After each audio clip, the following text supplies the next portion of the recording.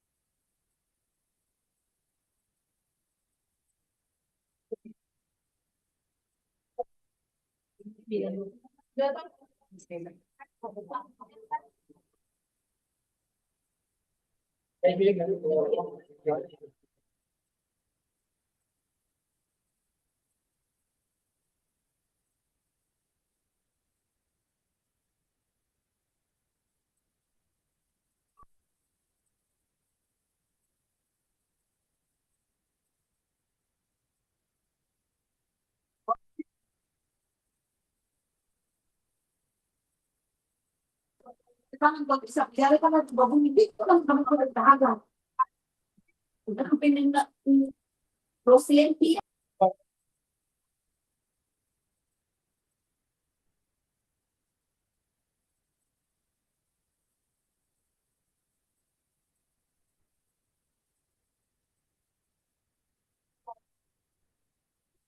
Alam mo,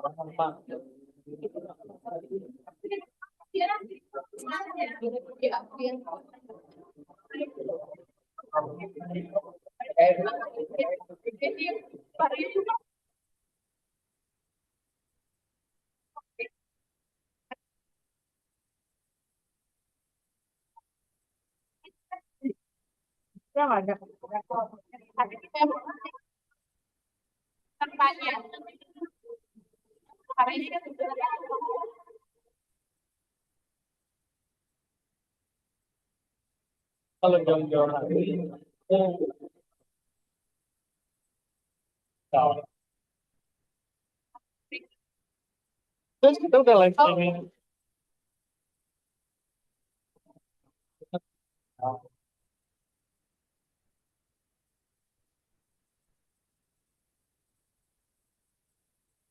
apa namanya belum ada yang ini dari bawah tuh.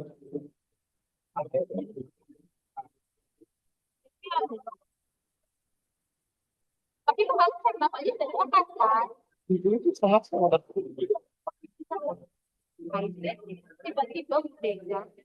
Kita berdepan langsung pada beda nggak cerita yang masalah mengeluarkan PLPL itu kan. Nah, sekalinya harus dia pakai patok.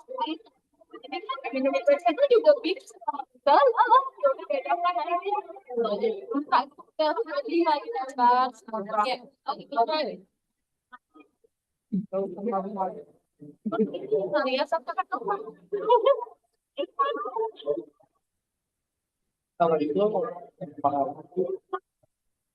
kan katanya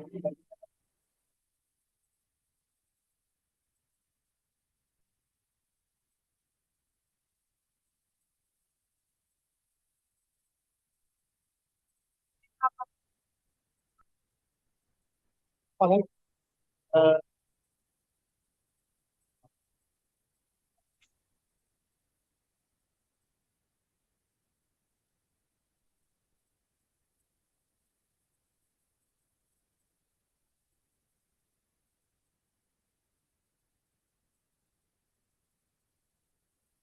itu buat vakum Gitu ya.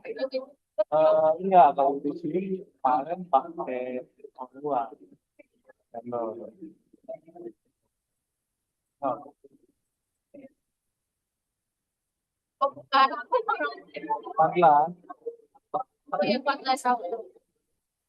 Yang belum lama kecelakaan aja. Ya mungkin boleh gue. paling sih kayaknya kalau main udah uang ya Mungkin beda tes yang nggak tahu deh dia di bagian apa pas terus apa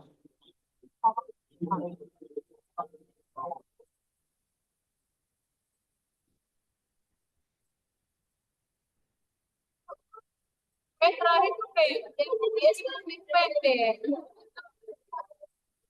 Oh, mau pakai pakai lagi bantuin tak tahu pas ke wawancara-wawancara itu kan. Ini ada dia juga, kan? Jadi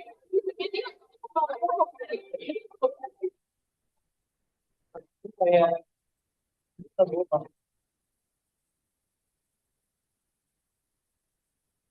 dia sendiri. ada yang punya dia ada yang kenal Oh, jadi ya doinan gitu ya. juga ada katanya fakultas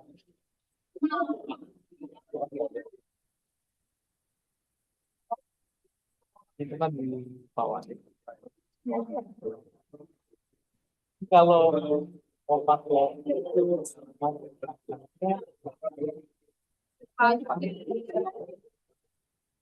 buat dia Kayaknya udah dapat ya. pakai pasti dan sama jadi kan saya tahu fakultas mau biasanya anggap kita webcam itu memang kita pakai kamera dari semua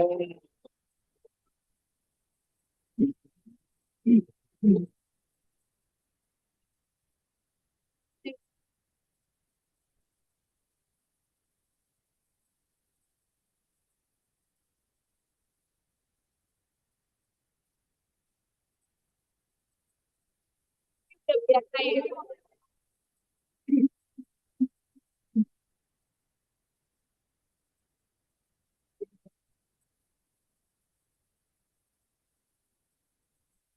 Biasa kalau yang harus belajar dulu juga apa.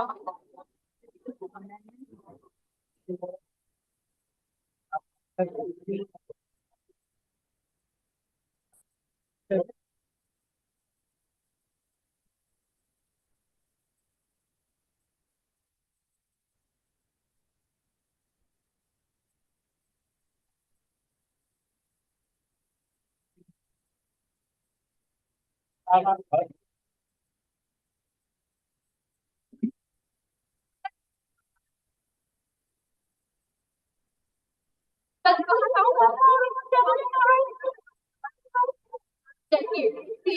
caranya yang lewat itu kan tekniknya online. Tiba-tiba kita online, ya kan kita ya untuk meskipun dari yang mereka yang bisa kita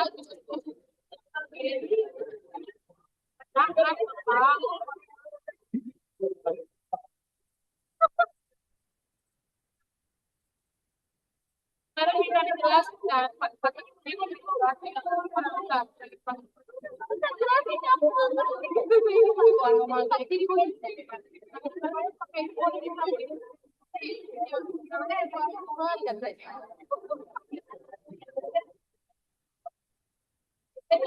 yang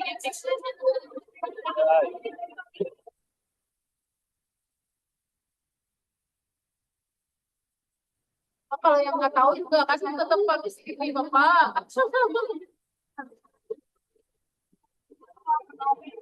Tapi ini juga langsung ini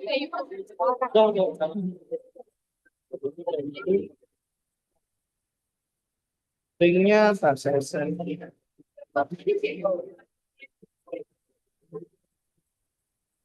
ini yang utamanya ya. Ini host belumnya itu. Iya, Pak. YouTube-nya saya share aja ya. Iya. Tapi ini. Cuma yang tampil di sini itu pakai yang kritis yang berbeda. Oh, oke. Kemarin juga kayaknya yang buat itu kan, ya? Iya, yang berapa? Mampu. Oh, punya aktivitas.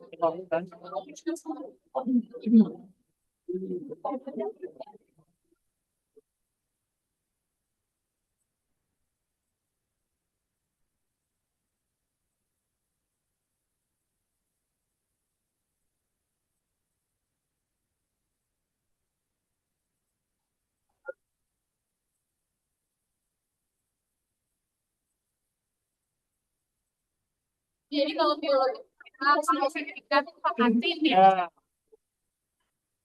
Itu udah makin.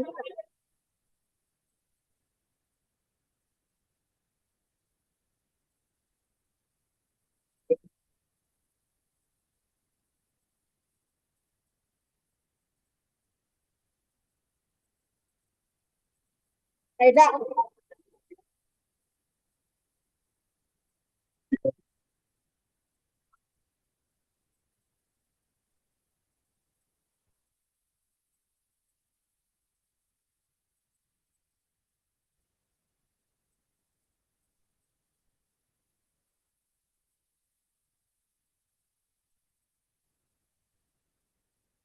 Tadi kita ya.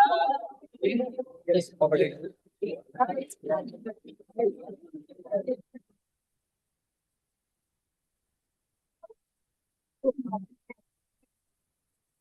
Yang mana yang pertama? Tidak tahu. Ini paling aja. Ini So ini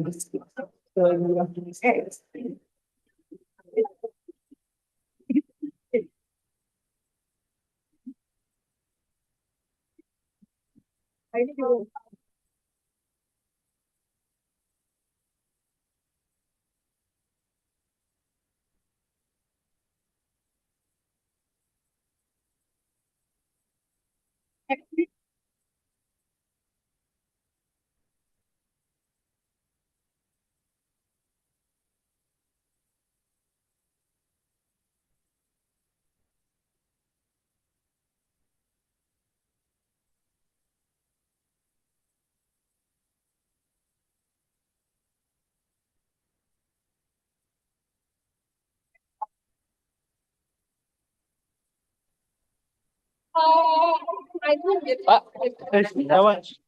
Error analysis. So the first basic assumption of error analysis is that error are a natural part of learning.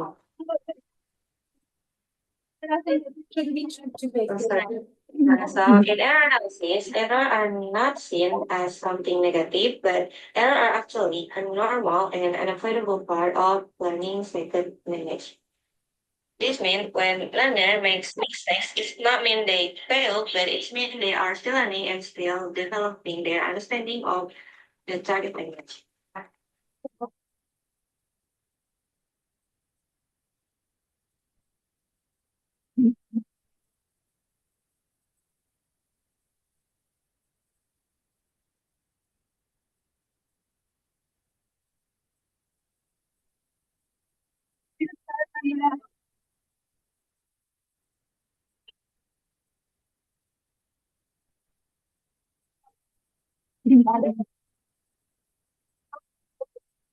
Jangan dia.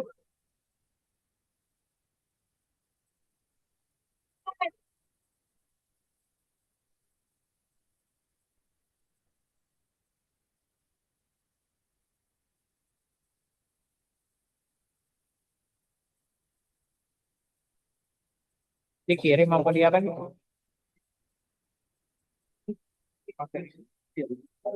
Tapi kayak gitu.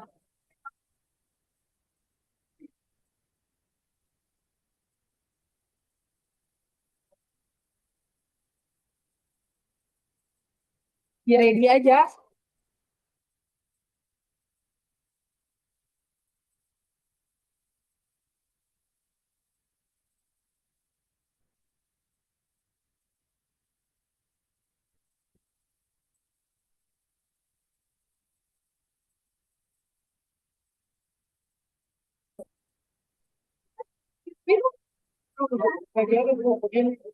Bawain aja, itu dibawain.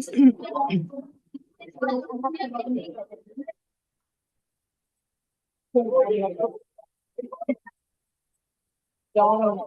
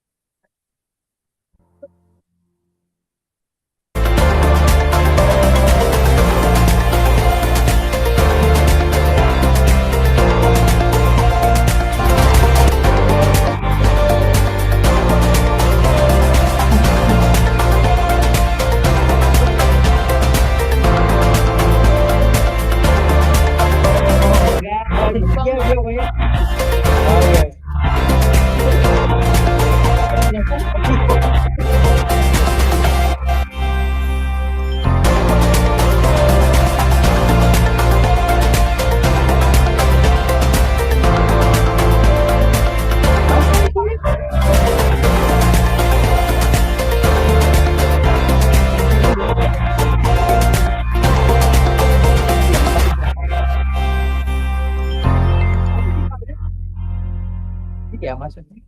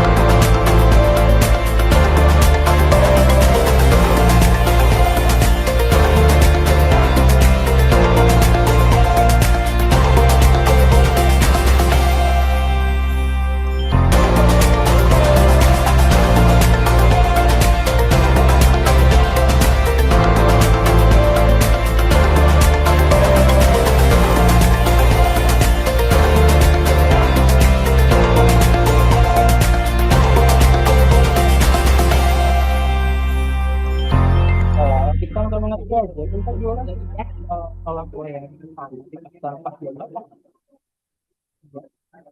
ya, yuk.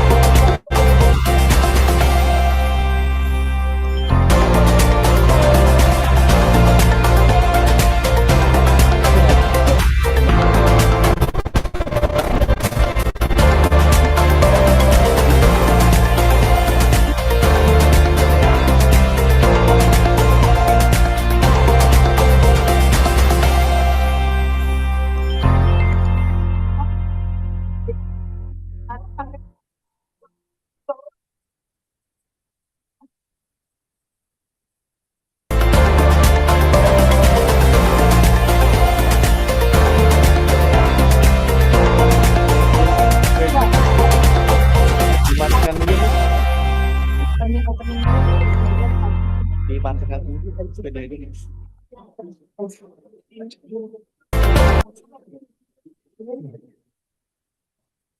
Assalamualaikum warahmatullahi wabarakatuh.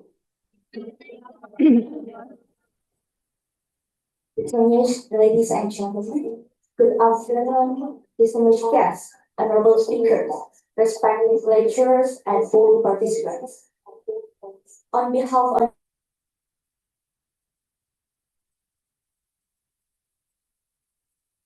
of the World of Teflin 2026.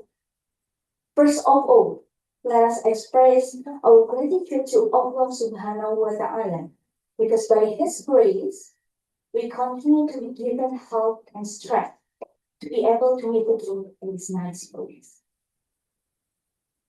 Let us also send our prayers and peace to our beloved Prophet Muhammad Sallallahu Alaihi Wasallam. Peace be upon him, whose intercession we hope for in the hereafter. The Honorable Dean of Educational Sciences, Professor Sitinarul Asfian, MSc, PhD. The Honorable Head of the Department of English Education, Ms. Umi Kulsum, MPD, PhD. Honorable Director of Ali UAM Jakarta, Ms. Khadijah Kuliah, PhD. The Honorable Teacher of Catholic, Mr. Deden Nugraha, PhD. The Honorable our Speaker, Dr. Salim S. Oxus, and Prof. Maila Muhusni Rahim, MA, PhD. The Honorable the President of the Student Executive Board of the Faculty of Educational Sciences, Rabdan Aditama, as well as all the attendees of the International Seminar 2026, Reimagining Education Curriculum and Assessment in the AI Era.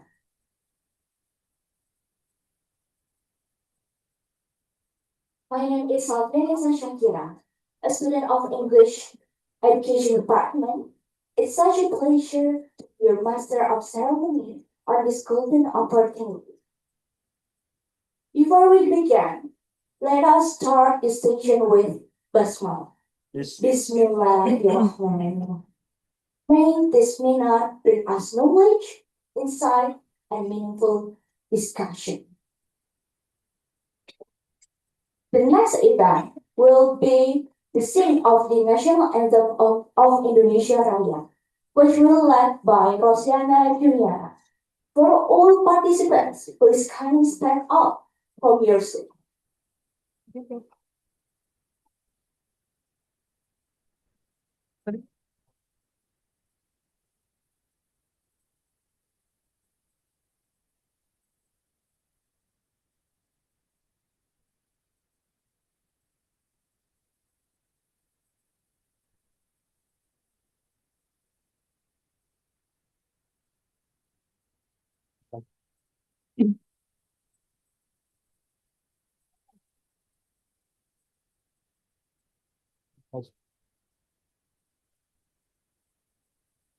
Hiduplah Indonesia Raya. Indonesia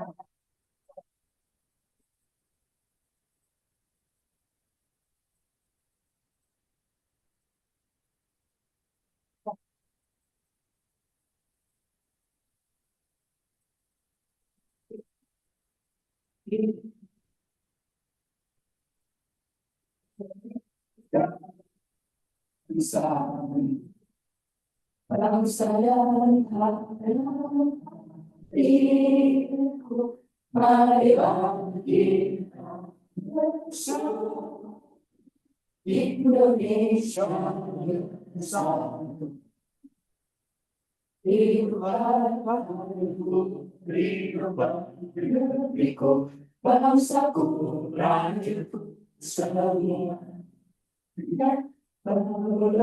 jiwa yang adanya untuk Indonesia Raya.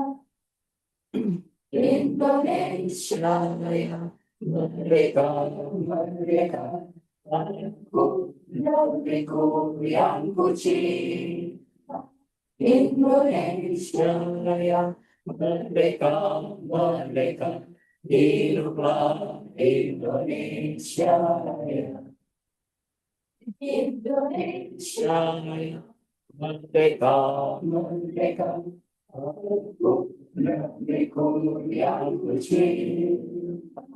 Indonesia Raya, merdeka, merdeka, hiduplah Indonesia. Participants are allowed to go back to your seat.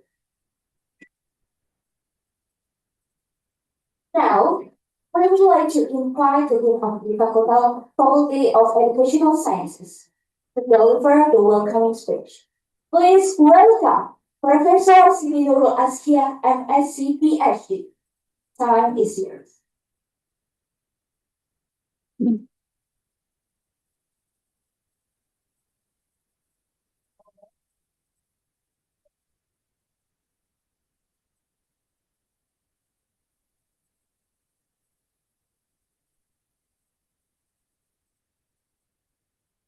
Assalamualaikum warahmatullahi wabarakatuh. Good afternoon, everyone. Our respectable speakers, Ms. Salim, a postdoctoral researcher at the University of Bern, and also a lecturer at the University of Teacher Education, Zurich. Prof. Maila Dinia Rahim, who is joining us online, one of our outstanding lecturers who have been included as top 2% scientists worldwide. Ibu Khadijah Hulia, the Director of Artificial Intelligence Literacy and Innovation Institute UIN Jakarta, and also the Vice Dean for Student Affairs of the Faculty of Science and Engineering UIN Jakarta, the head of our study program, the head of our organizing committee of TEFLIN and ICEMS 2026, Pak Dadan. And also here we have our alumni, Mas Ian, and of course our beloved students. I hope you come from different departments of our faculty. Also our lecturers and distinguished guests. I think it is truly a pleasure to be here with all of you today in this hybrid international seminar as part of the TEFLIN and ICEMS 2026 to be held in October this year.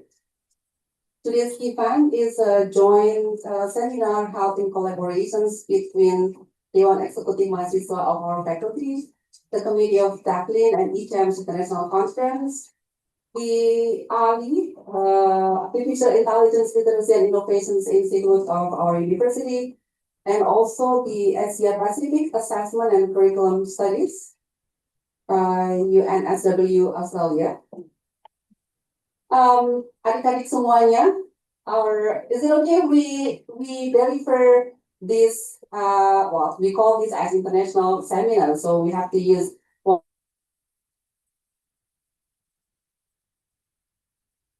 So our topic today is very much close to our daily life, but many of us are still struggling with it, with AI.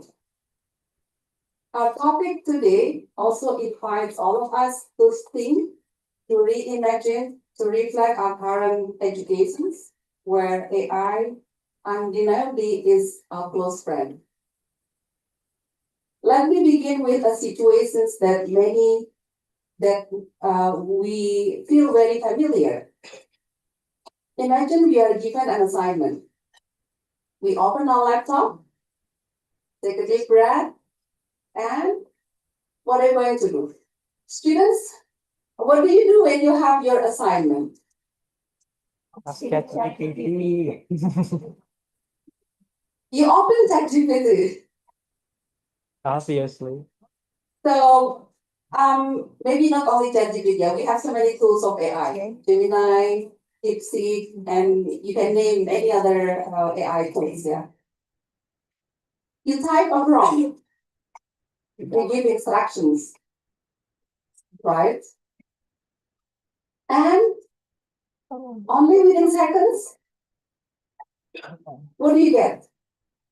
The answers. So your assignment is done, right? Well structured, clear, perhaps even better than what you might have written on your own. Yes. But of course, we have to be honest. Yeah, a very good question to everyone, including me as well. So in that moment, did learning really happen? Or did we simply collect answers, which we can gather very easily? And this is the reality of our education today.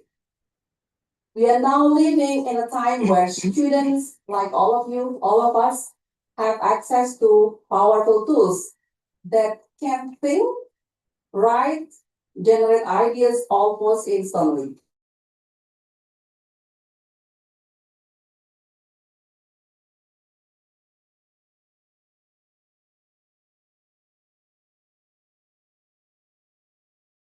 Provide explanations faster than any textbooks, faster than us as teachers.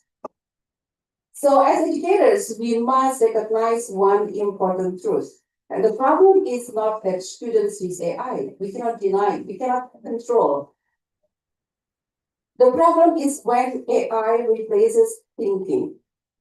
And this is where our role as teachers, as educators becomes critical. Education is no longer about controlling access to information because information is everywhere at the touch of our finger, very close to all of us. Education today is about guiding how information is evaluated, used, and also shared wisely and also responsibly so we can help our students to participate in this increasingly digital world. We are currently experiencing deep transformations in education. Not a small change, but a fundamental shift. We are moving from memorizing content to developing thinking skills, from finding correct answers to asking meaningful questions, from working independently to working alongside AI. And this is something we must take seriously, especially our students as future teachers. When you enter your future classrooms, your students will not be new to AI. So the question is not, can we stop AI? We cannot. The real question is, how do we teach in a world where AI exists? And more importantly, what is the role of a teacher when information is no longer scarce? Let us begin with the curriculum. So for many years, we have been taught a lot of subjects. We have a lot to memorize. And right now, it is not possible to actually focus on a lot of things. Today, content is no longer the challenge.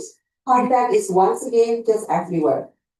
Students can access information anytime, anywhere they like.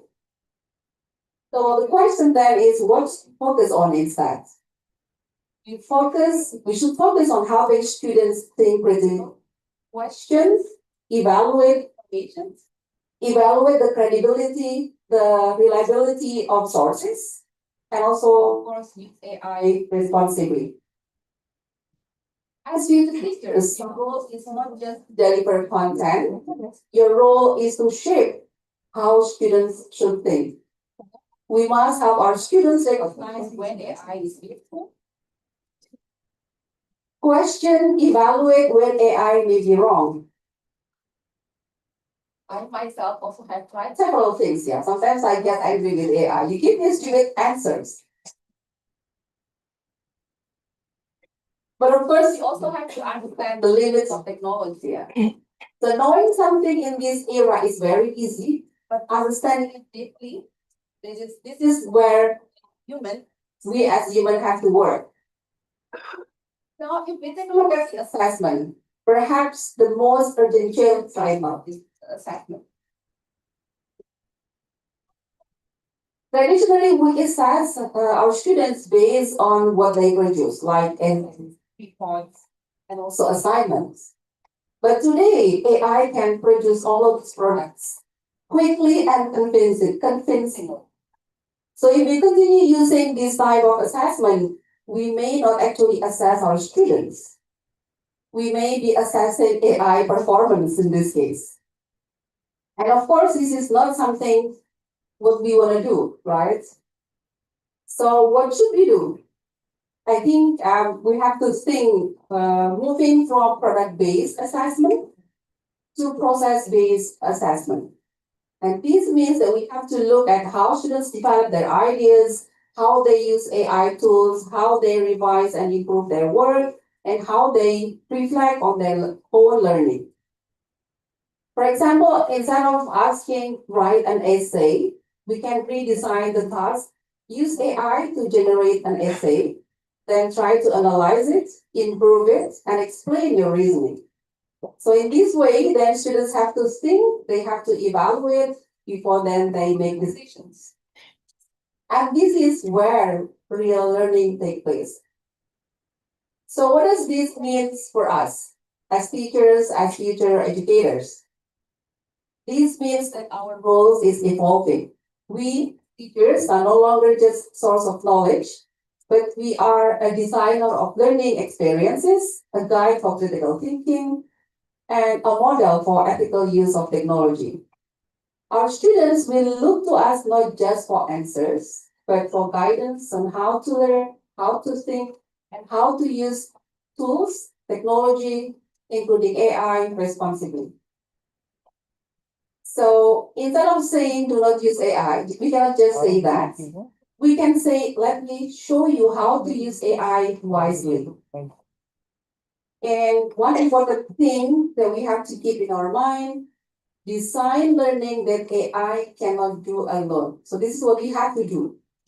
So learning that involves reflections, real life problems, discussions, and also collaborations.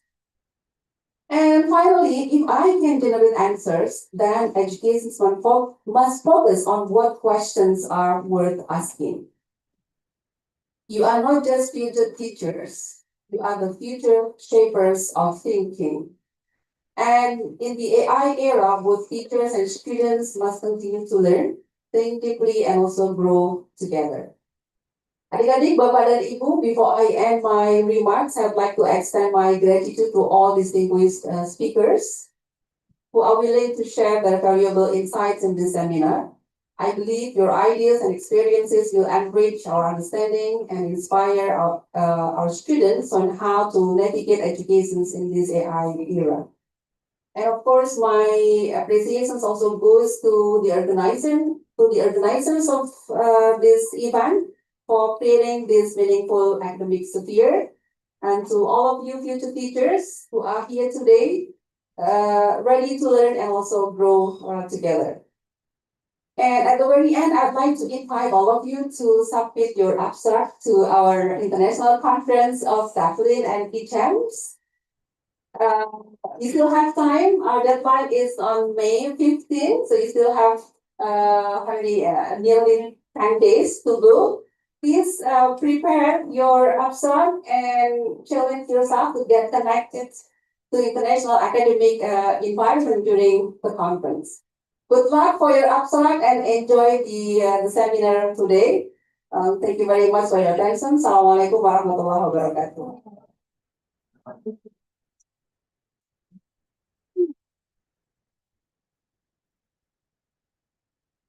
Thank you so much, Professor Siti Nurul Askia, for your inspiring remarks. Next, we invite the Director of Artificial Intelligence, Literacy and Innovation Institute, UIN Jakarta, to deliver the second welcoming speech. Please welcome Ms. Khadijah Hulia, PhD. Time is yours.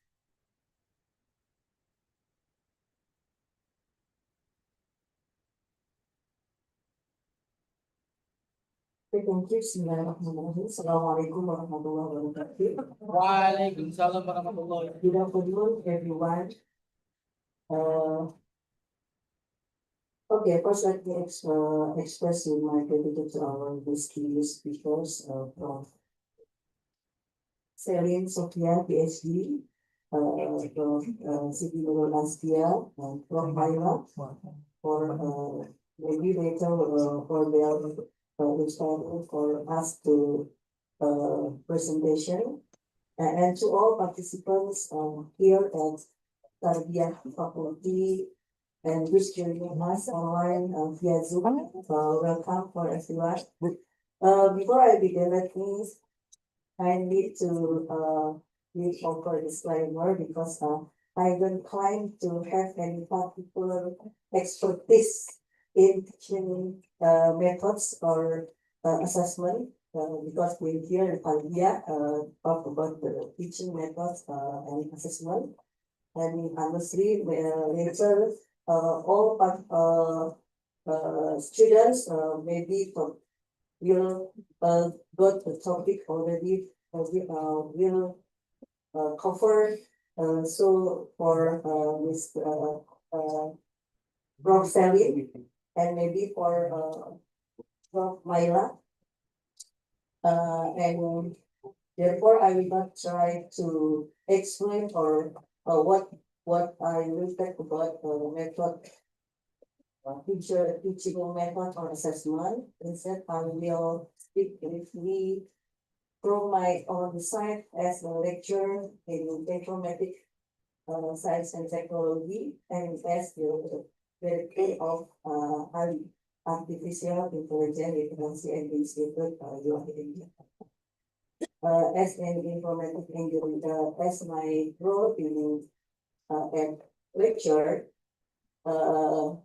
informatics engineering lecture, what I teach my students is how to develop technology so that it can be used by the general public according to their needs.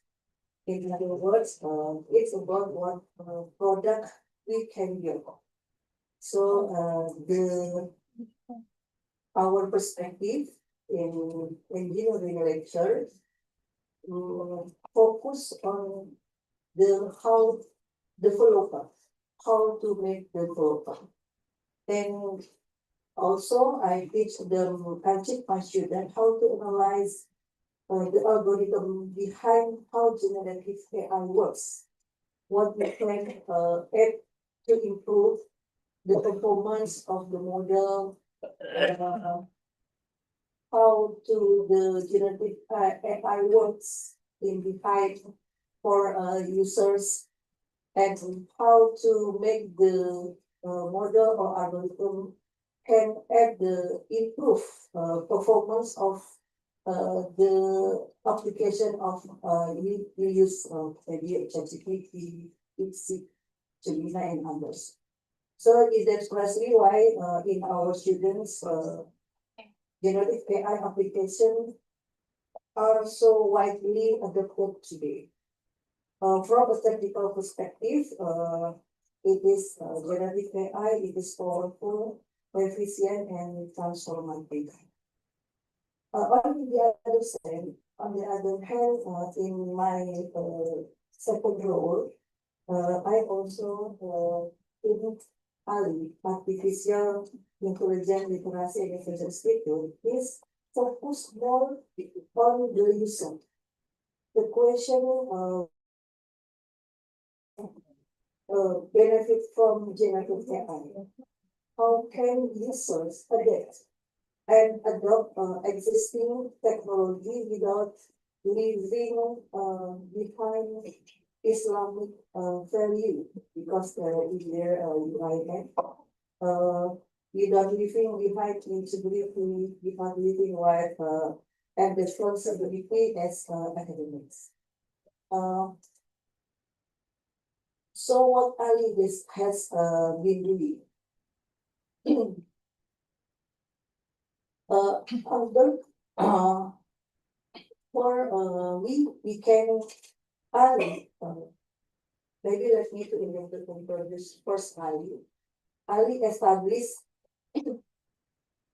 when established in order to respond to the rapid development of generative AI on campus. It seemed that Really a member of our academic community, such as students, lecturer, and staff have already been using the AI in their daily work and learning. So what has Ali been doing? For the first, we conduct outreach to various schools, not just within UI and Jakarta, but also to high school, for example, for madrasah, to spread AI literacy from an early stage. Uh, in addition, Ali will organize regular webinar by presenting diaspora speakers as benchmark. Benchmark to understand what campus life with AI looks like in other parts of the world. And the third, and in still on progress in our activity in Ali. Ali are building an Islamic NLP system. The natural language processing system is how human language could be cultivated by computer. Yeah. And I will have the Islamic NLP system specifically designed to handle Islamic texts. We are innovating by collaborating to digitize Islamic text from various languages dynamically using AI canvas. And there is one more thing that we have already launched. We have officially launched a guidebook on the use of generative AI for our academic community.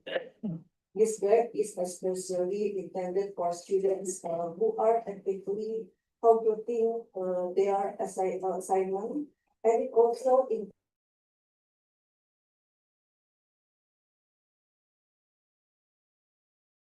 emphasis on scriptsy or dissertation writing. We believe that a clear, ethical, and practical guideline is essential, so that students can benefit from AI without compromising academic integrity. Therefore, from Ali, hope to establish a collaboration with various parties, whether universities, research institutions, or industry partners, to take an activity role across different fields with a strong foundation in AI literacy. Together, we can use this technology to improve our work productivity, whether a lecturer, students, or other academic community member, while staying true on our values. This is maybe you can see this slide. Sorry, in my slide, this about the officially profile of Ali. Based at UIN Shanghai Jakarta. You can visit their our website at ali .unjkt.ac.id. This is about Ali. The institute vision is to become a leading pioneer in Ali literacy and innovation at both national and international levels, uniquely blending technological advancement with Islamic ethical values. Maybe for the next slide. Ali operates through several core missions. You can see that have 4 levels. They offer level. The first level is talk about comprehensive AI education for students, academic, professional, and government. They also the second level provide AI readiness, audit for institutional infrastructure and university. And also furthermore, they only assist in drafting ethical AI usage policies aligned with global standard like GDPR, Global Data Protection Regulation, and the last level alongside fostering curriculum adoption and interdisciplinary AI research integration across campus. So that is the core of our mission. For the next slide, we will talk about the key pillar of this. Next slide. Okay. There is the key pillar technology that already are deployed or development. You can see that there are five technology already finished to our work. For the first UALI.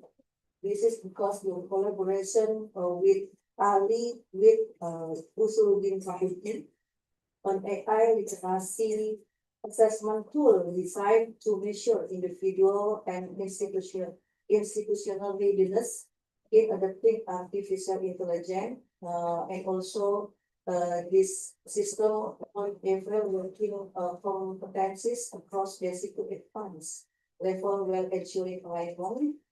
And also, Ali already implement the OBA and enhance outcome-based education learning management system platform that support curriculum implementation focused on measurable learning outcomes.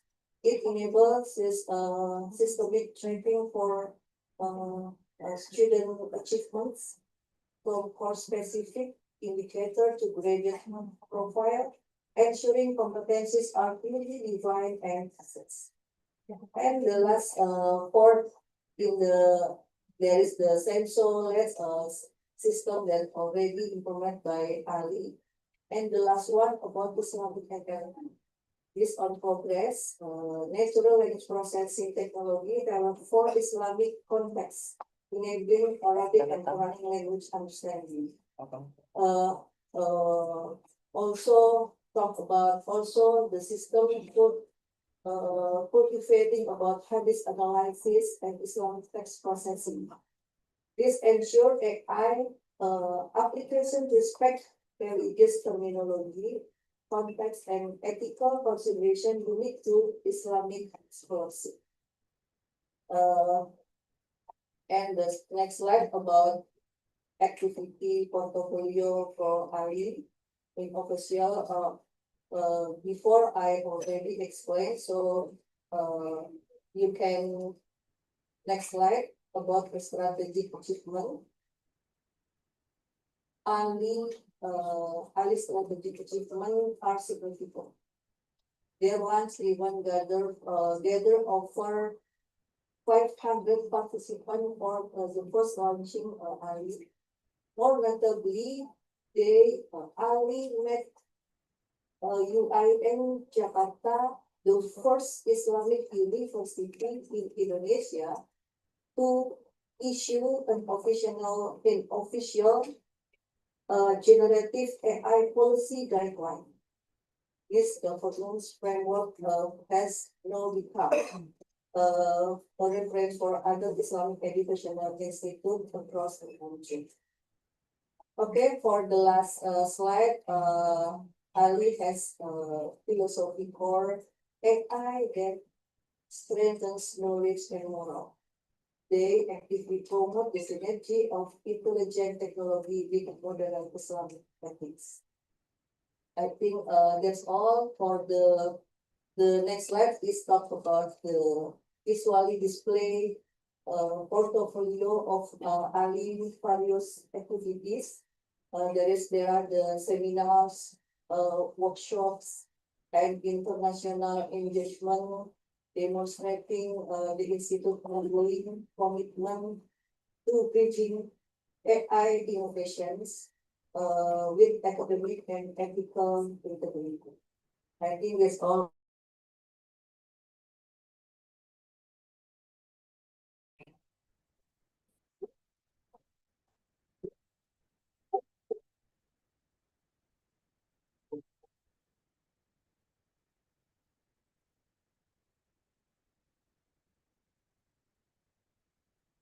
Thank you for Mrs. Khadijah Hulia, PhD. Ladies and gentlemen, we will now present the information session regarding TEFLIN Conference 2026, which will be delivered by Mr. Dadan Nugroho, PhD. Baiklah, hadirin sekalian. Selanjutnya kita akan dengarkan bersama sesi informasi mengenai TEFLIN Conference 2026, yang mana hal ini akan disampaikan oleh Bapak Dadan Nugraha, PhD. Kepadanya kami silakan.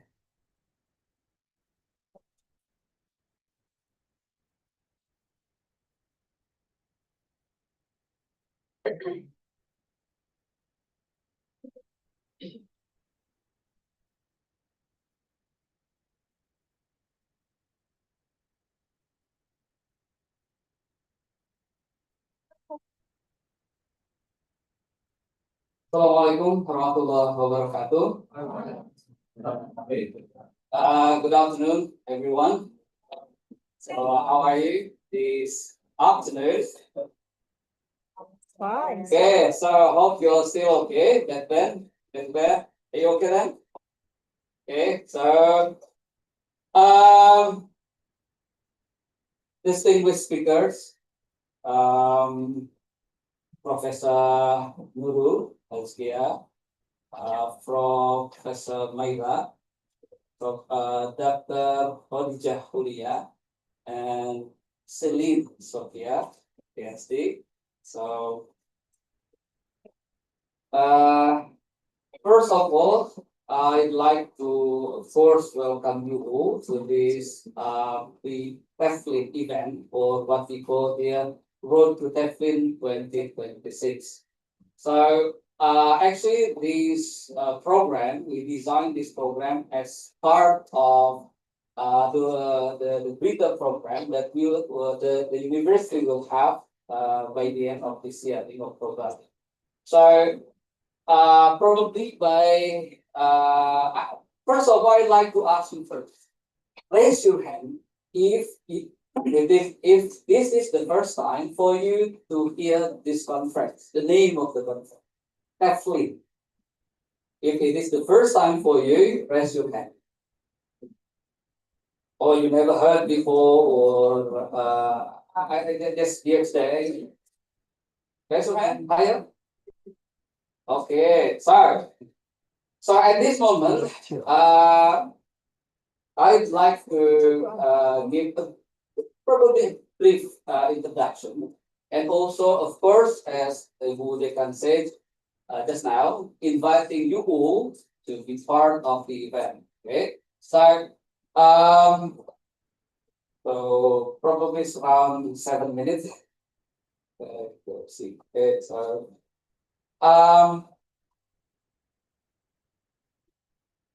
for you to know that actually this event, the 72nd TEFLIN International Conference, this one is 72nd. So this is actually well-known conference in the field of language education, especially in English language teaching. Okay, so for our university, actually this one is not the first time host this prestigious event. So actually this one the second. So the first was 2007. So it's actually very meaningful for our faculty to host again for the second time this prestigious conference. So for your information that this year's conference is really special, especially when we combine not only TEFLIN but also our conference hosted by this faculty, which makes the theme broader. So if you are coming from, let's say, different disciplines, not like with education, uh, you are able to join this conference. As you can see that this one is for EFL issues, okay, and ICEMS, or what we call it, International Conference on Education for Muslim Society. It gives a broader theme, like we can see here.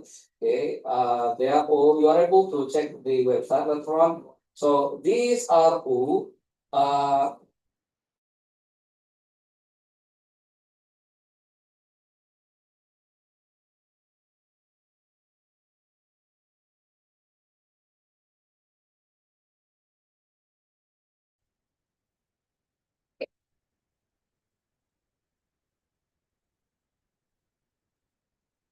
okay, hold on. Okay. So as you can see here, the themes or the topics, they are really broad. So allows all departments here in this faculty during this program. See? So let's say you are coming from math, or let's say Islamic education department, you'll also be able to join this program. So how about if I'm student? So currently I'm a student of this faculty. So you are also be able to join this event by registering through this research colloquium. So it says TESOL there, but actually it is also for all students in this department. So we also welcome you all to be part of this prestigious event. So it will be held in October, okay, this year, 7 to 9 October 2026. So at the moment, so you still have a few weeks, not few weeks, actually next week, but that's the date for the final submissions. But we just had a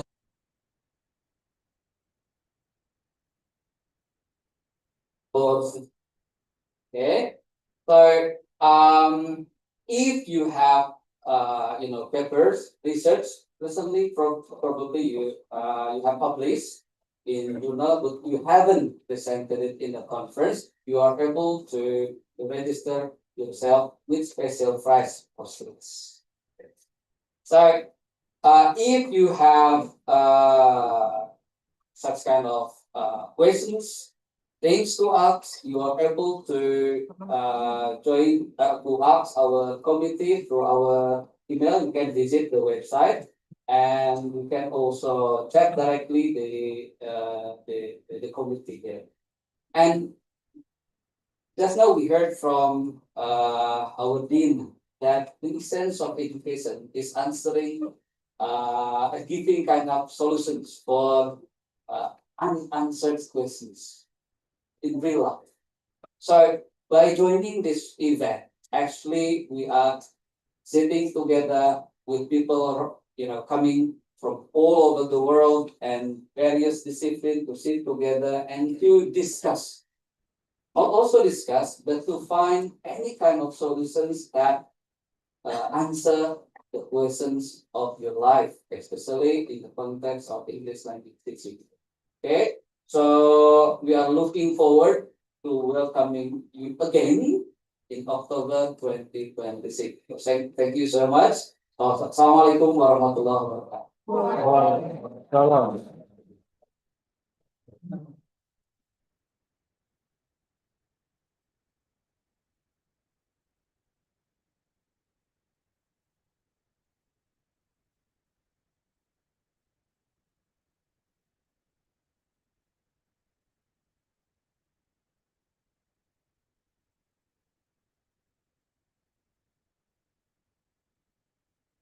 We will explore how education is transforming in the era of artificial intelligence.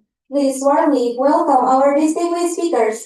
Mrs. Alsia Selin Sofia, and Professor Maila Dini Husni Rahim, MA PhD, which will guided by our moderator, Mr. Hasnan Yasin, MPD.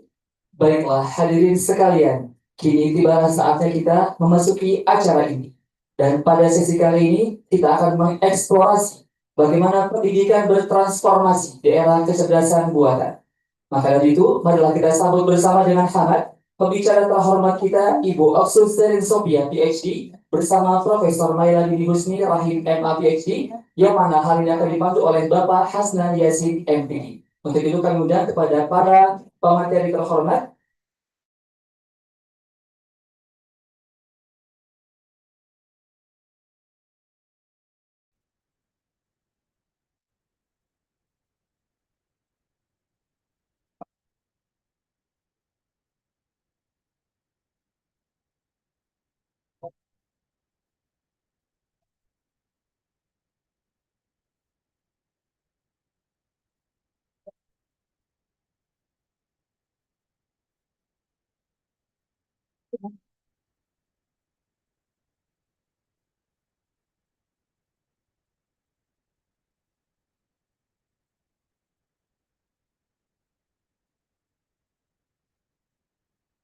Assalamualaikum warahmatullahi wabarakatuh.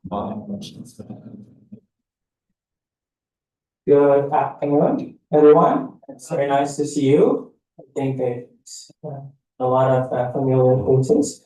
And welcome to Dr. Salih to UIN Jakarta. Sorry to the last stage. Yeah, hope you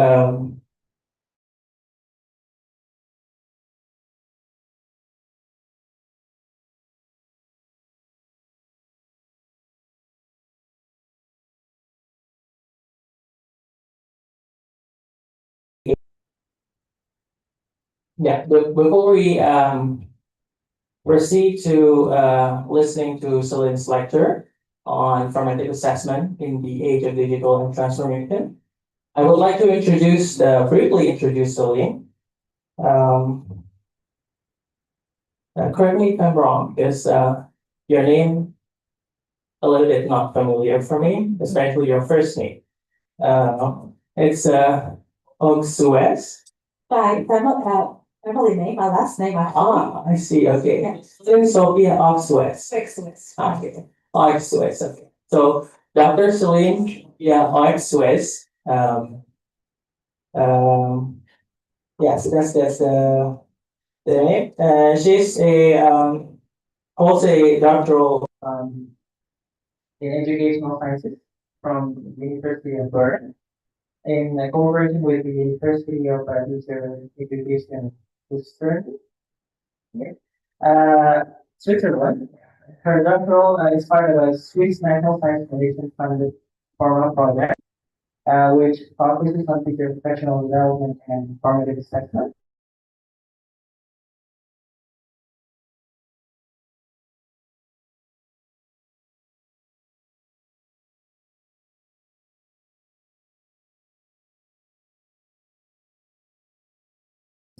Secondary education, and also a bachelor arts in the primary education. She also has a professional development qualification in university ethics, mentoring and coaching in teacher education, German as a second language, teaching, and school development and educational leadership. So, without further ado, I think let's welcome Celine by giving her a warm applause before her. First of all, welcome, salam. Doesn't hurt to me. I mean, I feel very welcomed here in Indonesia. Thank you very much. And I also feel very honored, especially in terms of that's the second time that you host this conference. So I feel honored. Also, thank you very much for this nice introduction. I think important to say is also I have a research background, but I'm a former teacher and I'm a principal. the practical part of education is part of the research. So I feel also honored to bring you this topic together today. It's on the one hand, it's formative assessment. The topic on the other hand, something with it's not proper digital transformation. So that makes me feel honored to bring these topics today together. I want to give a short outline about the topics today. I will first start with a general introduction of formative assessment, that we all have the same understanding of this concept, of this topic, before I continue with talking about the role of digitality and formative assessment.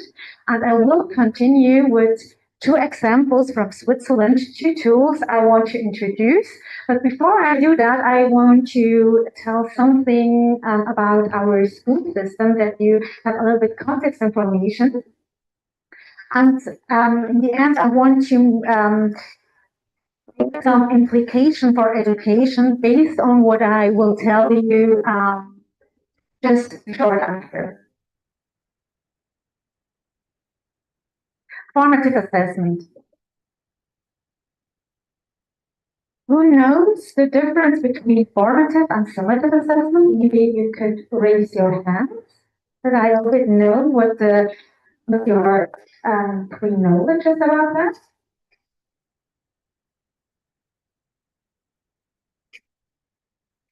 Okay, that's good.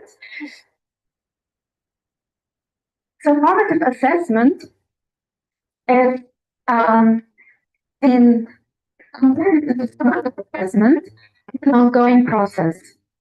What summative and formative assessment so far? I just continue. What formative and summative assessment differs is the function.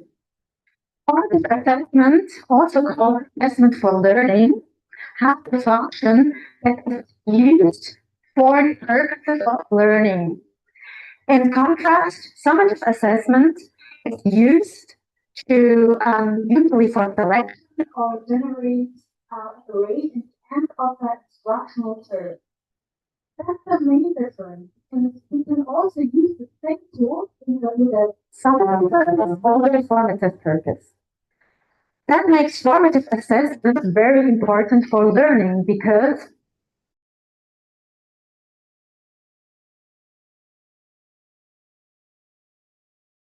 so formative assessment continue operate eliciting of evidence and evidence of students' learning. And it also evaluates the interpretation of this evidence from the teacher as well as from the student, and also the use of this evidence for learning or to develop instruction. It's fundamental for you teachers or in-service teachers as well, that they use formative assessment is the evidence basis of planning instruction based on what students can, so that you can make adaptive instruction, that you can plan adaptive instruction. So it's a basis for your instruction in general. And formative instruction makes important studies. Several studies have conducted in the last 2 decades, and the studies could show that formative assess the student achievement could increase, as well as the student development of the students were also higher, and students showed higher self-regulation and metacognitive skills. It has also a huge impact of their self-efficacy. That makes self-assessment a key feature of nowadays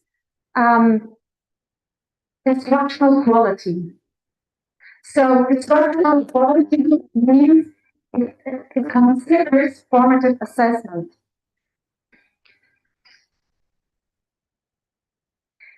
I want to introduce you to a very important model. It's developed by William and Thompson. It's 5 key strategies of formative assessment. They developed that to help teachers to make formative assessment transferable to instruction. This model is based on 2 important questions: where the learner is going, where the learner is right now, and how to get there. When we cross these 3 questions with the 3 actors in the classroom, the teachers, the learners, and the peers, we get 5 strategies. First strategy, learning goals and success criteria, eliciting evidence. That means we gather evidence, learning evidence of students, and feedback from the teachers, as well as peer and self-assessment. There are also 2 topics of my dissertation. And there are 2 student-centered assessment strategies.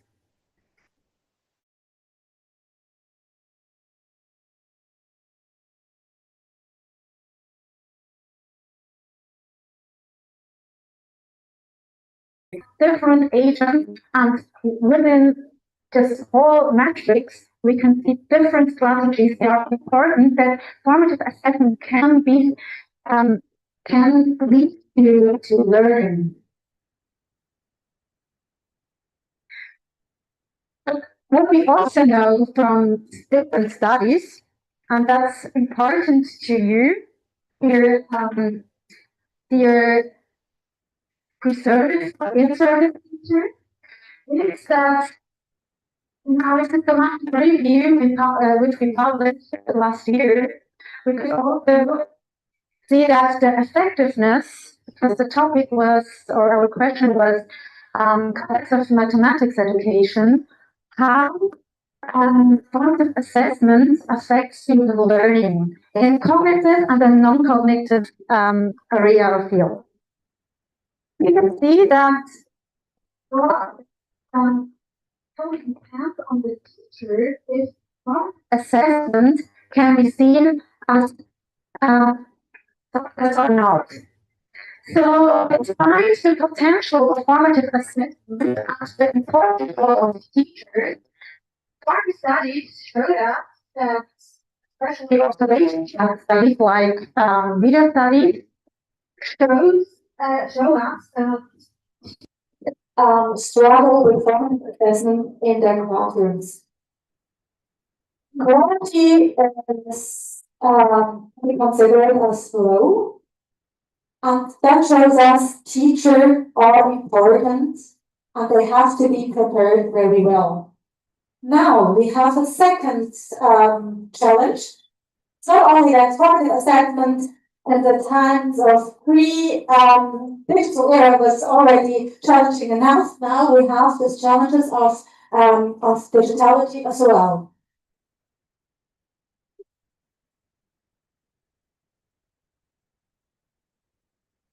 That brings us to the next topic, the role of digitality in formative assessment. Before I start, I want to invite you to join this survey. Just please scan this QR code. It's a small activation before we start, and please be honest. I know it's sometimes hard to be honest about how we use and when we use AI.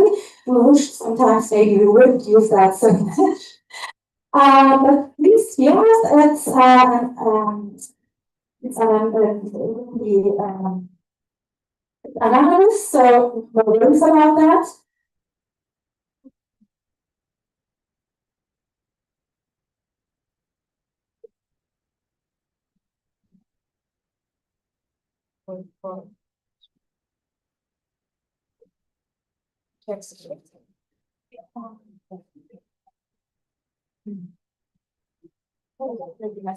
Please join us and participate in this quick survey by scanning the barcode. Join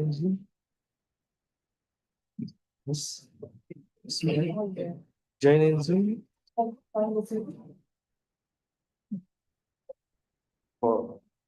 Tuh, itu takutnya yang kita nggak masuk.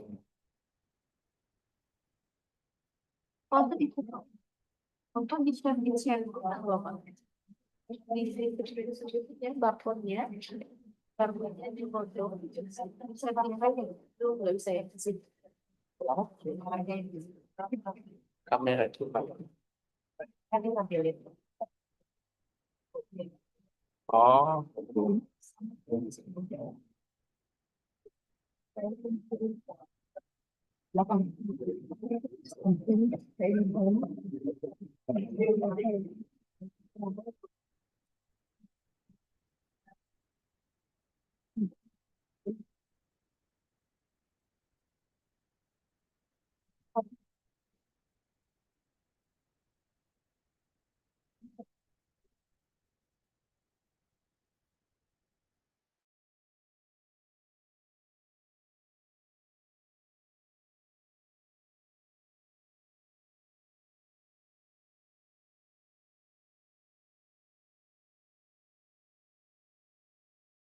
You exactly use it, when you feel maybe you shouldn't use it that often. Just think about that in a few minutes. I will continue as soon as we are connected with Zoom. bisa Zoom. Oh, bisa Zoom, boleh.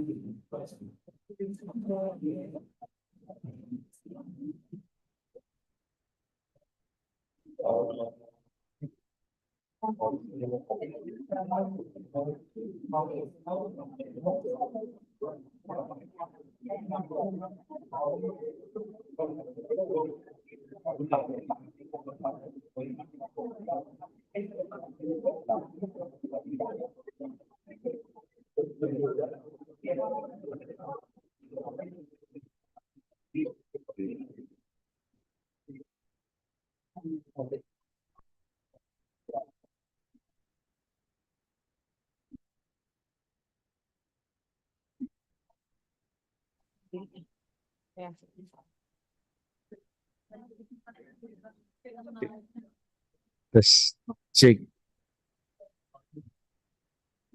Cek.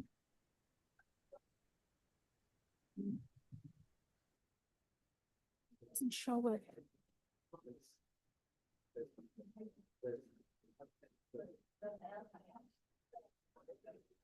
I think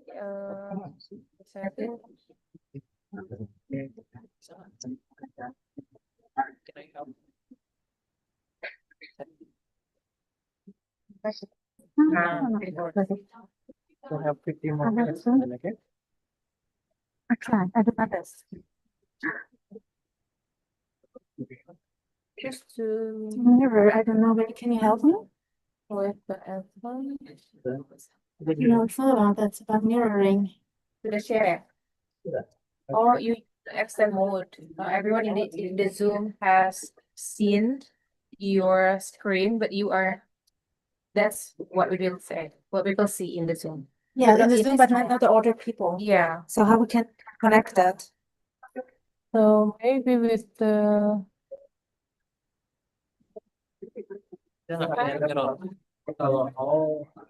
Okay, I would say still you don't see it, but I will tell it to you.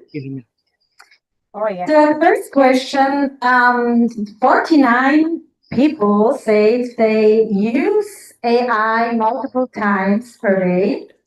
In comparison, just 35 people they use it twice a day.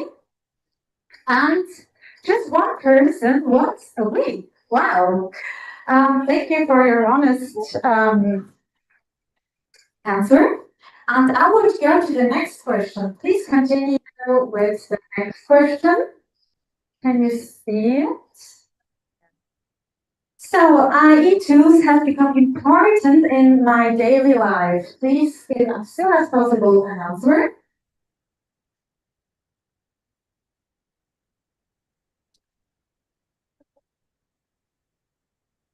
It's the same QR code.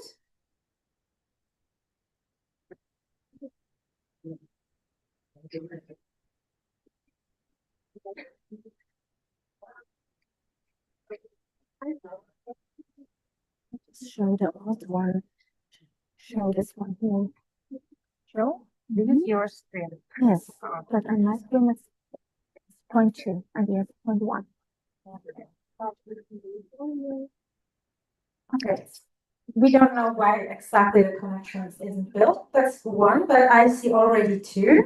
And 43 people told us they say AI tools become very important, and just 3 people would say no. I think, where's the PowerPoint? Where is your PowerPoint? It's not a PowerPoint, it's internet. Start the presentation here. Just screen sharing is paused. Yes, it's in your screen and it's paused. Yeah, can I help? Yes, please.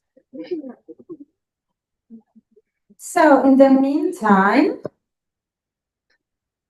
Yeah, yes, can maybe just go to the next because I want to go with. So, question 3 is, I use AI for both professional, academic, and personal purposes. Yes or no? Please? Wow, okay. Maybe you can still get the correct and also give an answer on Mentimeter, but I think there was a really clear answer already. The screen. Oh, wow, yes. 52 yes and 0 no. Okay. Then the next question is, are you ready with the next question? Perfect. I have used AI generated responses without fully verifying them on several occasions. So if you did, just took the answers several times without really checking if the content was right, please be honest. Oh. Yes or no? Okay, 30 people say yes, say no. Probably this no is sometimes inside. And 16 say yes. Okay, that brings us to a main problem of using AI. Next question. I often ask AI for a solution before trying to solve a problem by myself. That's something probably your dean already mentioned in the introduction, so please give an answer. Okay, misalkan pakai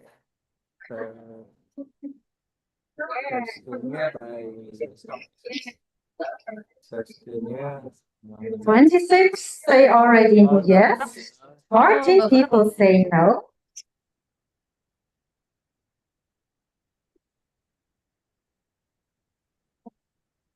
Maybe they will come some answers more. 31 say yes, 28 say no. It's almost half. Good. Then let's continue the question before our time is limited.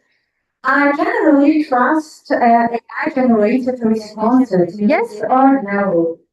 I wanna stop share. Give an answer. Share ulang. We Tapi will nggak see. bisa.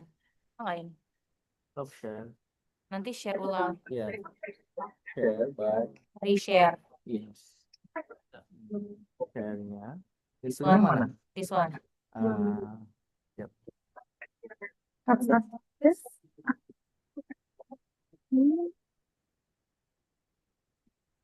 The full screen.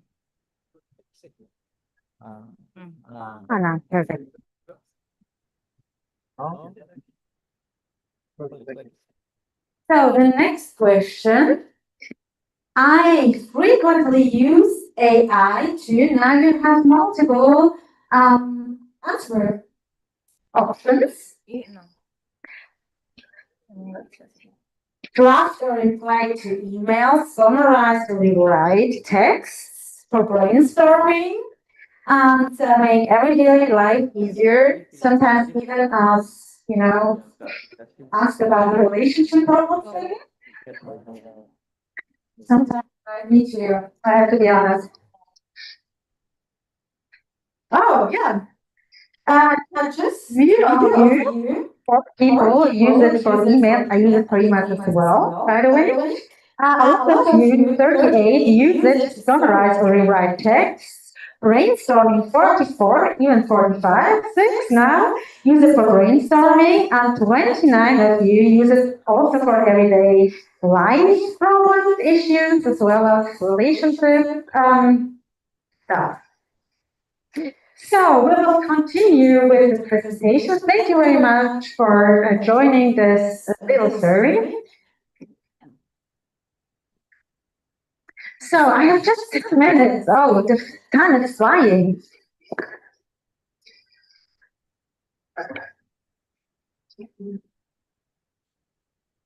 Hopefully good time.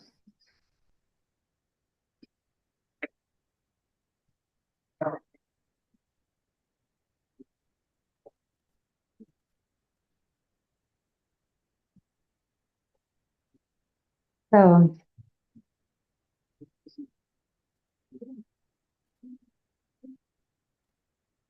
it doesn't work.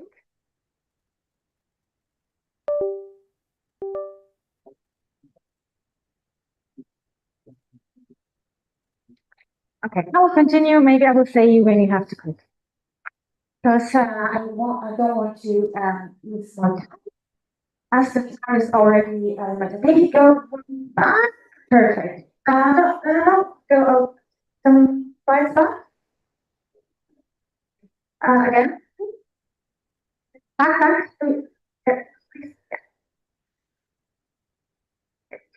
Now one slide further. Perfect. So now systematic review in context of mathematics education, we could see a rapid growth of digital formative assessment practices in the recent years.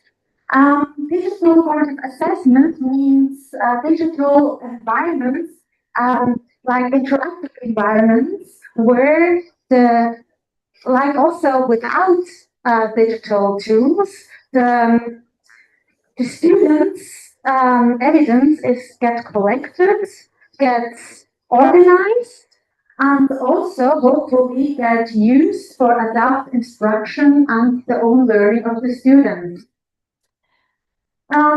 Studies show that teacher and technology can enable data to be used for these purposes. And the studies show also there is a wide range of functionality, of quality, pedagogical quality, also of the price of the system which is behind this learning tools or this formative assessment tools. Next, please. There are many chances in terms of the use of digital tools in context of formative assessment. We could show in our systematic review that formative assessment, digital formative assessment has a lot of potential. Consistently, I mean, in comparison to other strategies, which I introduced in the beginning, you can remember the 5 strategies. They show different effects on student learning in comparison to the digital tools. They showed overall or cognitive and non-cognitive aspects, positive effects. So probably, or when we look at the literature, that might be because with AI tools or with general digital tools, students get immediate feedback, and the feedback is personalized on their achievement or on their tasks, of their results. And also the system supports students to be independent from the teachers and to learn self-regulated with support of AI tools. So what we see is it has a lot of potential, especially for low-performing students. That's what we could show with our systematic review. That means it has a lot of potential for also for equity in education. But that will come as next. Maybe we can further on to the slides. The next slide. Would go back next? Yeah. This is also generated with ChatGPT, and I think it shows very well what the risks are. But also your Dean told in the introduction. Next slide, please. In our systematic review, we could see that that contexts where digital tools involve teacher not very closely, they show not very high effects on teacher learning. That brings us also to the question of what I already told. Teacher, they are important. So when teachers were involved in the digital tools, the effects were significant positive. So when they were not interactive used for learning and teaching, the effects were also negative. And one of the risks is also the black box and transparency. We don't know, as that all showed in their systematic review, that we don't know what is the algorithm behind. And further risks are also some dependency on or reliance, how we could also see somehow in our survey together, we trust AI very much usually. Sometimes they're also critical, but how often did AI told you, oh, I'm sorry for this mistake? How often? Just raise the hand. Who experienced that? Me also. So a lot of raised hands. And there are also some bias and inequity. Even though it has some potential for equity, it has also potential for inequity. Because we know from the research of AI, it uses data usually from Western English-speaking countries, so that students with an English background, students with which comes from this cultural context, have some more benefits. So there starts already an inequity also in your context. And also unequal access, because not all students have the same access and not all students have the same literacy in terms of that. So also linguistic literacy, because I don't know if you ever heard about that. I just attended, I think 1 year ago, a seminar about that, and they told us how to write prompts. It's really interesting. I don't know if it's still the case, but one of the findings was when you say to AI, to chatbots, you have to give your best, otherwise so many pandas or cats would die, because the chatbot registered that cats are important. They gave better results. So but you have to have this knowledge, you have to know how to prompting, and that also generates new problems. And data privacy, I think that's something we all know about. So we have systematic review that had as a consequence we had to incorporate computer or digitality in general as an additional agent. It's beside teacher students, it's also a non-human agent we have to take into account when we use formative assessment. And next slide, please. I want to show some examples. We don't have time, but I can tell you about our Swiss context. It could have been interesting, but we will stop all the slides and we will just go to the examples. I'm sorry for that. I really wanted to show a bit more about our context, but we don't have time for that. Let's jump. Next slide. Next slide. Maybe just go one back.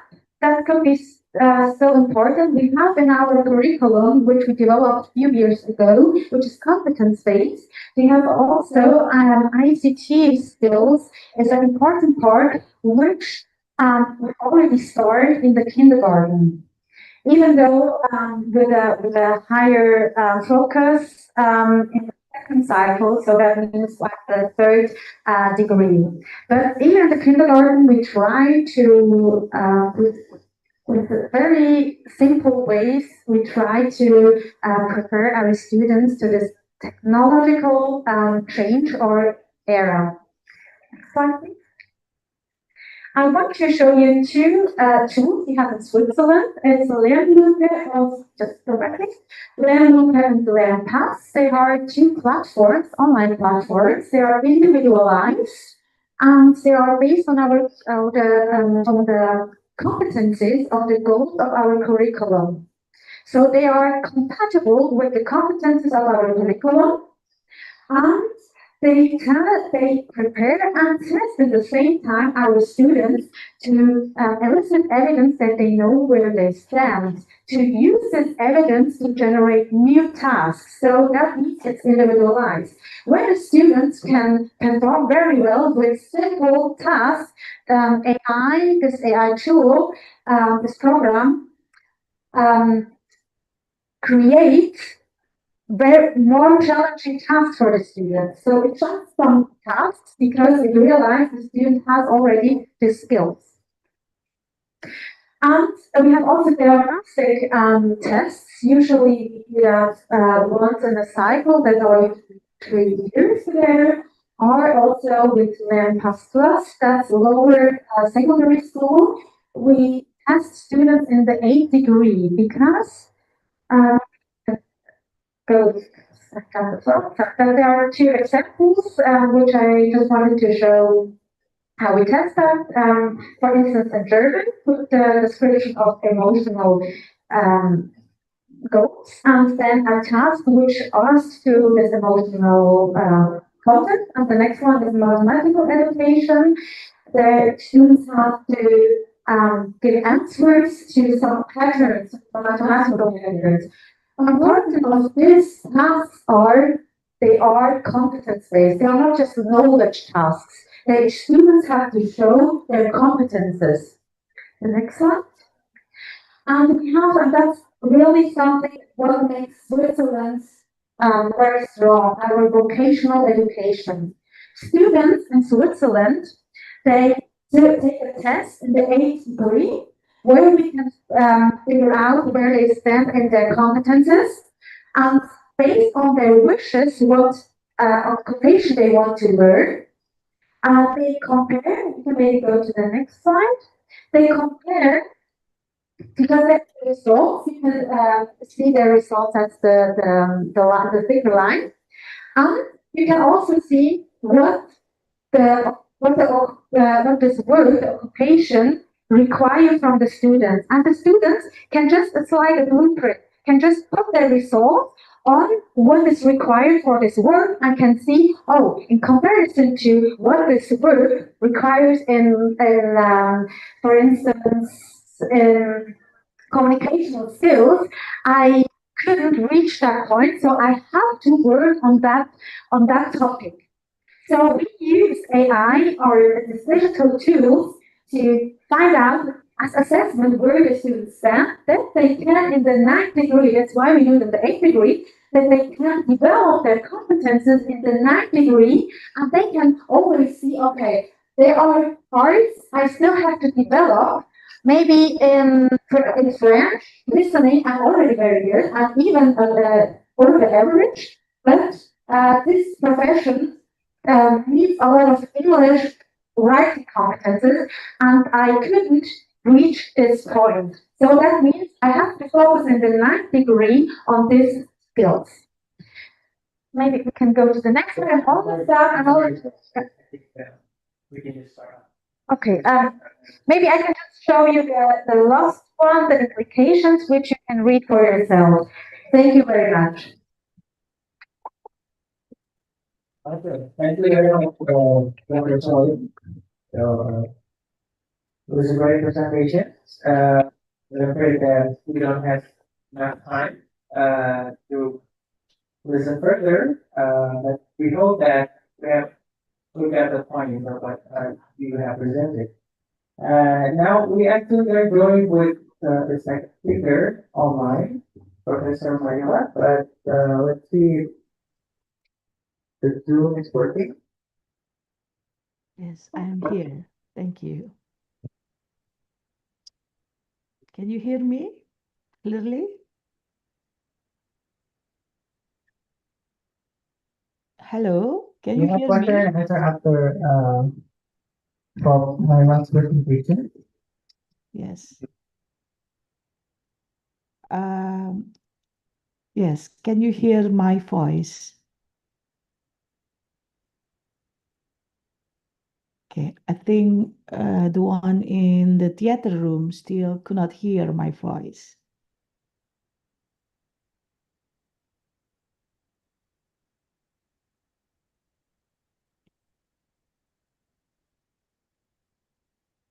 Hello?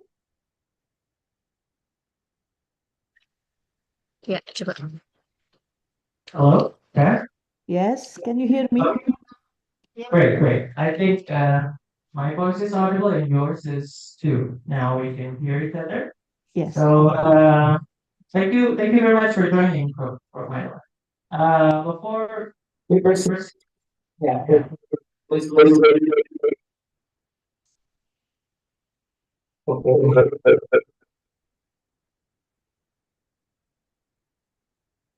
Okay. Before we proceed to the lecture, I would like to briefly introduce you from my lab. So it is our pleasure to welcome Professor Myla Inya Husniraki, MA PhD.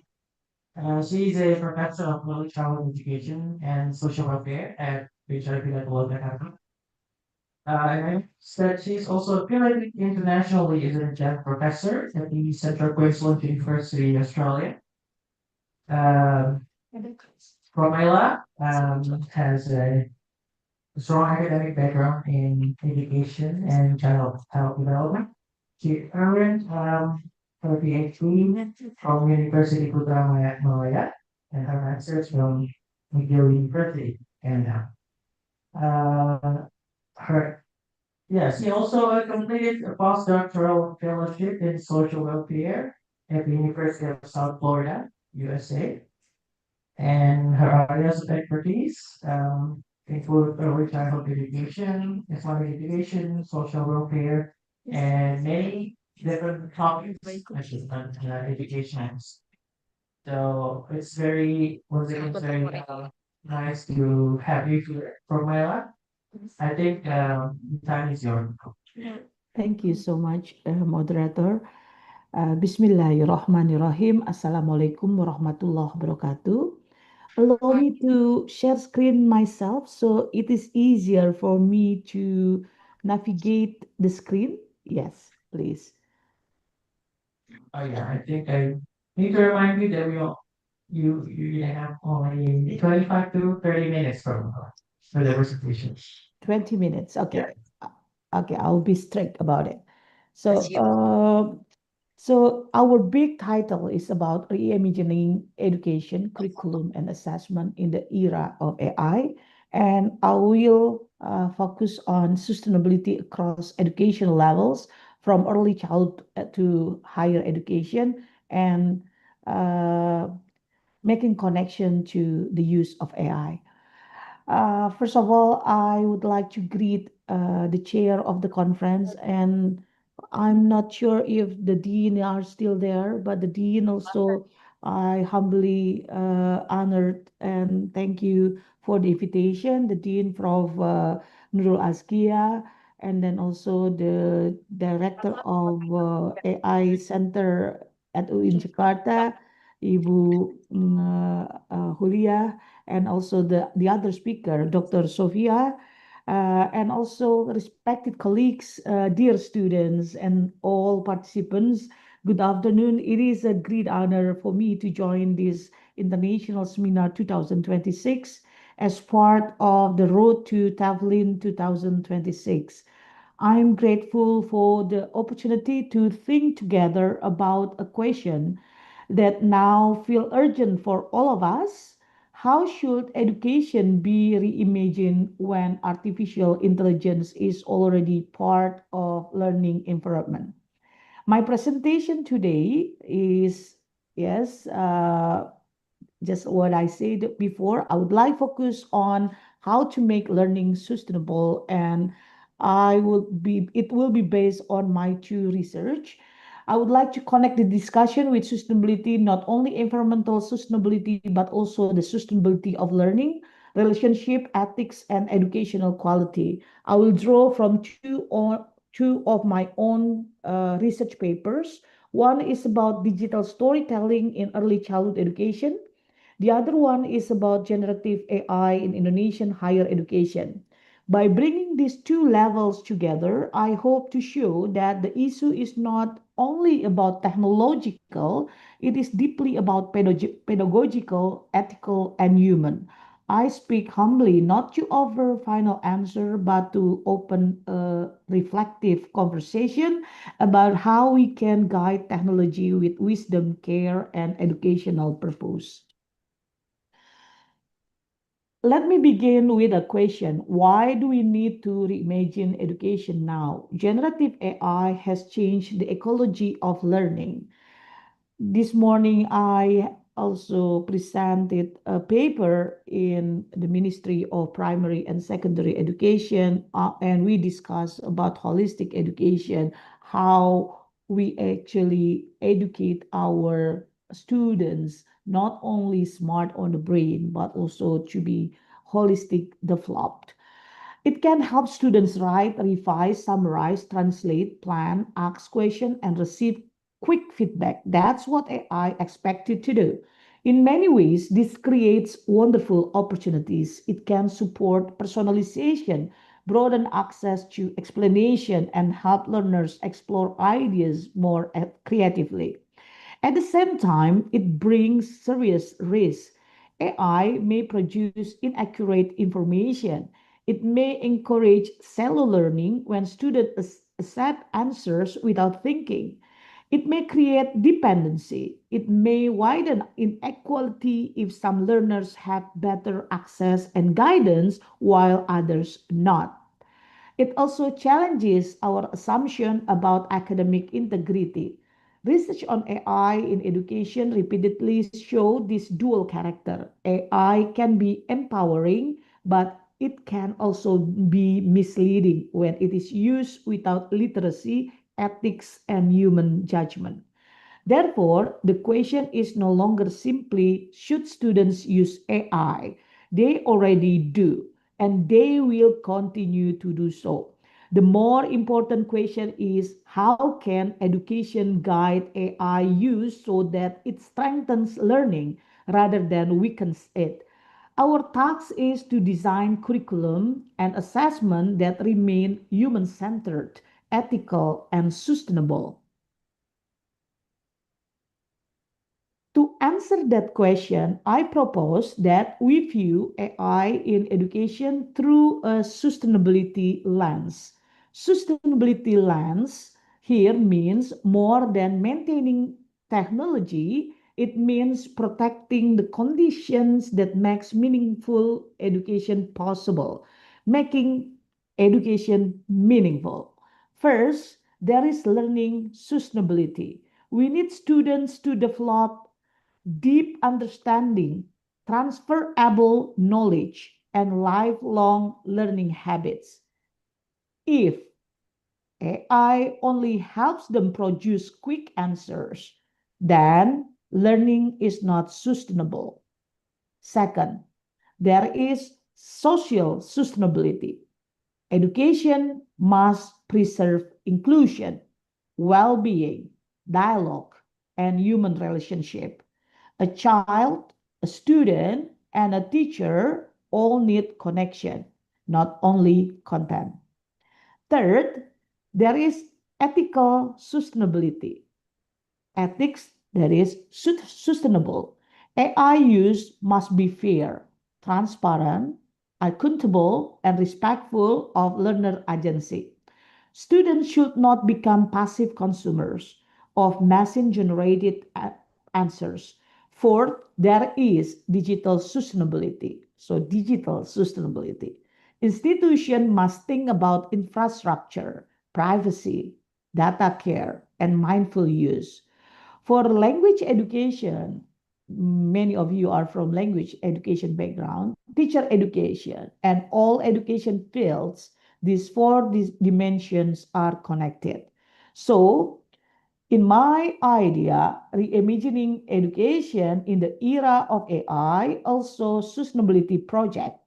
Innovation is important, but innovation without responsibility can damage the very quality that education is meant to protect.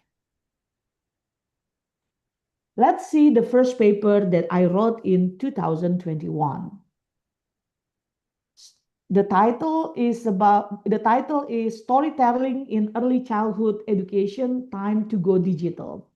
I studied, this is a very simple and only 4 respondents actually. It's very simple and very close to my heart research. I studied a storytelling, art, and science club in Jakarta.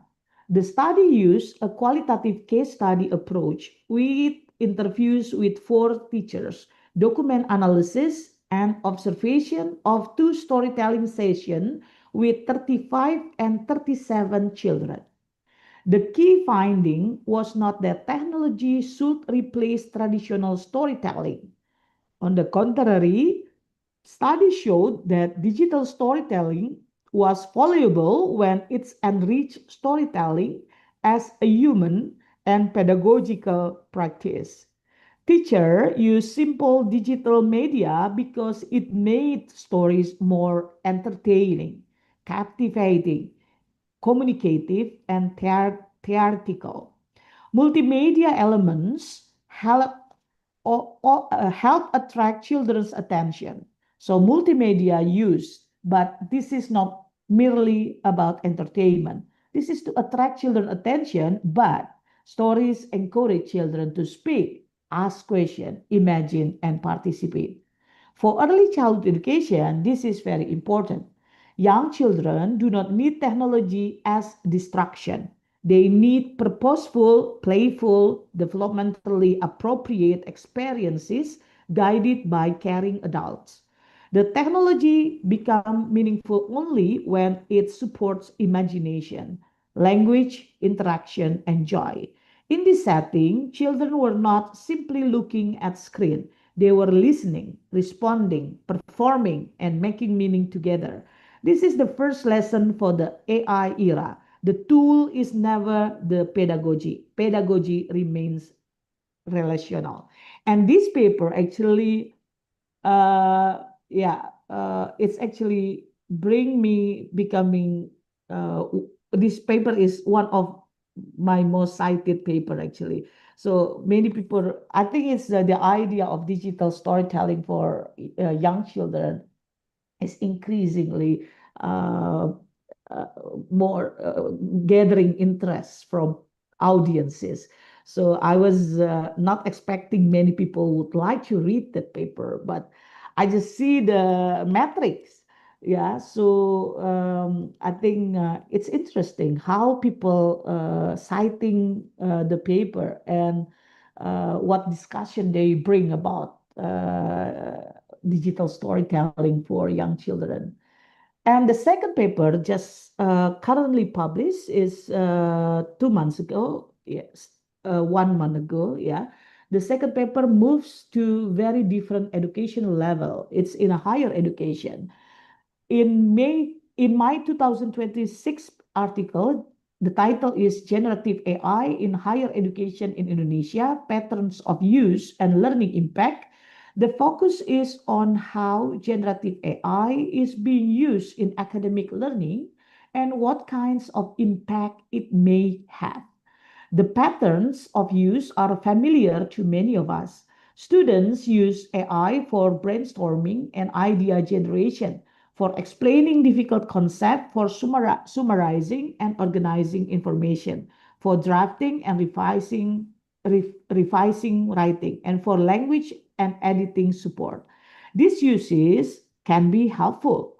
AI may increase speed and efficiency, provide access to feedback, support confidence, and expand students' exploration of ideas.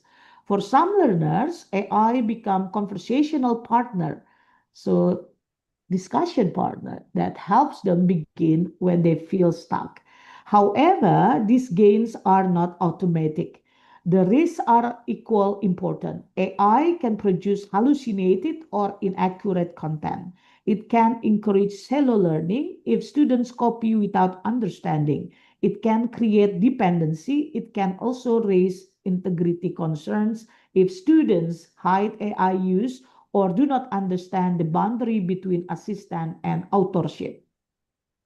Therefore, in higher education, we should neither romanticize nor demonize generative AI. It can support learning only when it is paired with AI literacy, critical judgment, and clear institutional guidance. When we place, this is the second research. Yeah, and this is published last month in the Social Science and Humanities Open. So this is open access, and the first paper is also open access. So you may read the paper for free. And across level, what the two papers show. When we place the two papers side by side, an interesting patterns appear. The early childhood education and higher education look very different. In PAUD or early childhood education, learning is playful, sensory, short-based, story-based, and strongly supported by adult scaffolding. In higher education, learning is more analytical, disciplinary, reflective, and connected to independent judgment. Yet the principles are surprisingly similar. First, the tool is not the pedagogy. Whether we speak about a digital storybook or generative AI, technology does not automatically create learning. Second, human guidance matters. Children need teachers and caregivers. University students need lecturers, mentors, and clear academic norms. Third, technology should expand voices and meaning. It should help learners express ideas, ask better questions, and make sense of the world. Fourth, equity and access shape outcomes. Without guidance and fair access, technology may deepen educational inequality. That's what we talk about in the beginning of our discussion. Fifth, assessment must value process, not product alone. This comparison helps us avoid a narrow debate about devices or application. It reminds us that the central issue is educational design. So from early childhood to university, AI is the most valuable when it strengthens human learning rather than replaces it. What does this mean for curriculum? I would suggest that the curriculum challenge is not simply to add AI as a new topic.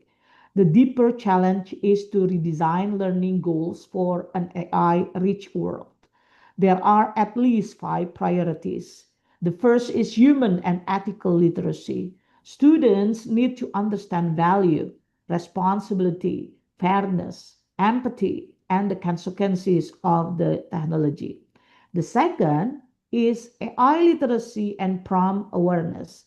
Learners need to know how AI works, what it can do, what it cannot do, and how to ask better questions. So prompting. The third priority is inquiry, creativity, and multimodality. AI should not reduce learning to answers. It should open pathways for exploration, storytelling, design language, and problem solving. Fourth, curriculum must strengthen collaboration and communication because learning remains a social process. So it includes socialization, communication, and collaboration. Fifth, we need sustainability and real world problem solving. So that learning is connected to society, environment, and justice. Across levels, the example differ. In early childhood education, we may use storytelling, play, observation, and guided talk. In higher education, we may use prompt critique, source evaluation, projects, and reflective journals. In language and teacher education, this also means helping learners use AI to think, not merely to finish tasks. So use AI as your assistant to think, as your assisting tools to help you to think deeper, to question deeper, to finish rather than to finish tasks. The principle is the same. Curriculum must build judgment. Assessment is perhaps where the AI era becomes more visible. Many educators worry that students may use AI to produce essays or answers. This concern is understandable, but it also reminds us that assessment design must change. We need to move from product only assessment toward process rich assessment. Instead of only asking for a single final answer, we can ask students to show iterative drafts, feedback trails, and learning decision. Instead of relying only on take-home tasks, we can blend in class and take-home assessment. Instead of hidden AI use, we can invite, declare, and reflected the use of AI, where students explain what they use, why they use it, and how they evaluated the output. We can also move from generic essay to more authentic tasks, oral events, projects, presentation, portfolios, problem-based tasks, and community-relevant works. We can encourage collaboration while still maintaining individual accountability. This does not mean lowering academic standards. It means making learning more feasible. A strong assessment in the AI era asks students to demonstrate understanding, defend choices, evaluate sources, reflects on ethics, and connect ideas to context. The real question is not only did students use AI, the better question is what learning is feasible and how was judgment exercised. In this way, assessment becomes authentic, transparent, and reflective. For this redesign to work, individual teachers cannot carry the burden alone. Institutions need a sustainable roadmap. I suggest 5 connected elements. The first is policy, clear guidance for ethical and responsible AI use. In our university at UIN Jakarta, the Center of AI is one of the center that built the regulation, and it's a good start. Policy should not only prohibit, it should educate. The second is people, teacher development and AI literacy for staff and students. So lecturers need spaces to learn. We lecturers need to learn how to use AI and to use AI and to learn and to teach students, and then how assessment in the era of AI. The third pedagogy, AI use must be age appropriate and discipline sensitive. What is suitable for early childhood is different from what is suitable for postgraduate research, language learning, teacher education, or professional training. The fourth is platforms, equitable access, privacy, and data protection. We must think carefully about whose data are being used, who has access, and who may lag behind. The fifth is proof. Institutions should evaluate whether AI use improves learning quality, well-being, and sustainability impact. This evaluation should include student experience, teacher workload, equity, academic integrity, and the quality of learning outcomes. Innovation alone is not enough. We need innovation with care, evidence, and responsibility. And this is my closing reflection. Let me close with one simple reflection. Across early childhood education and higher education, AI is most valuable when it amplifies human relationship, creativity, and reflective judgment and equitable learning.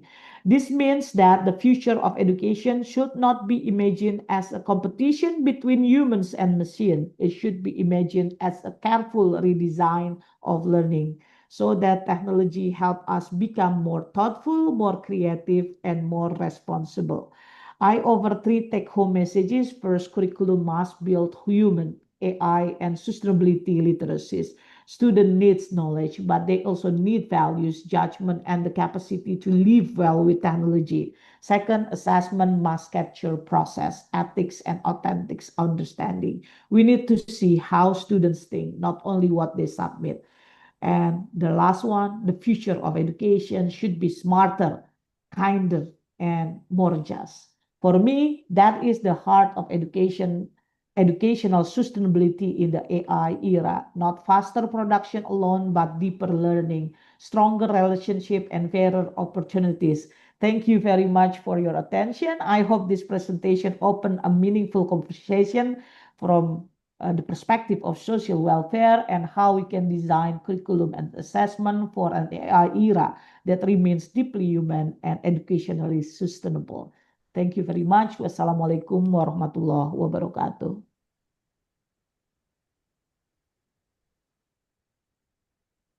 Well, it's time for Q&A, but we don't have much time to have a phone Q&A question. So maybe two, three questions. Two to three questions, anybody?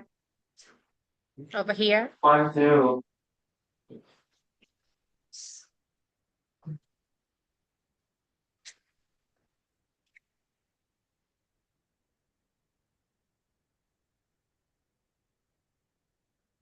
Questions from one of our participants. Please say your name and who is the question addressed to, okay?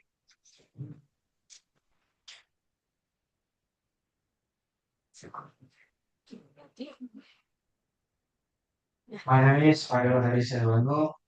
I'm from English Education Department.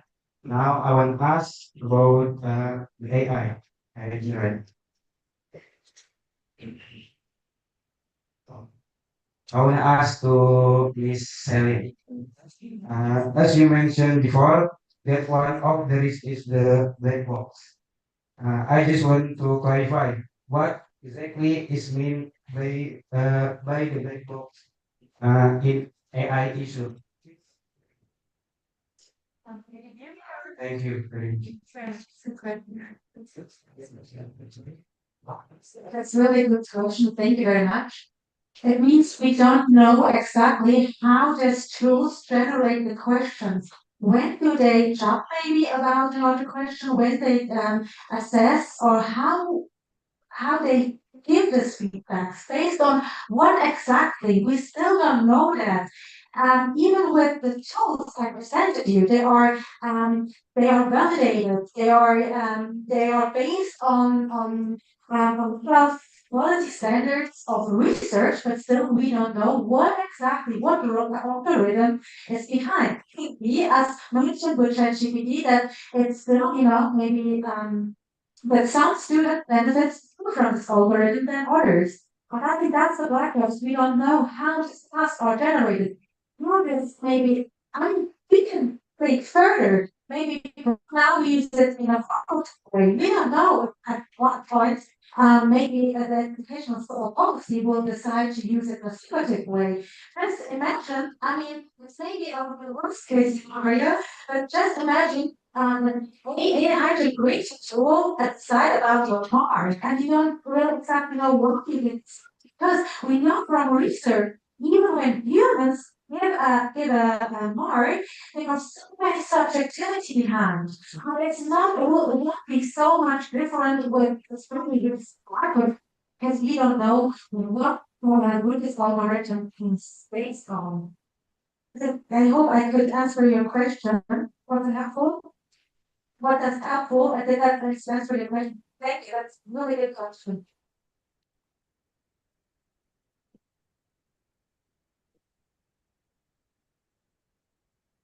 Over here, maybe? Over here. Step.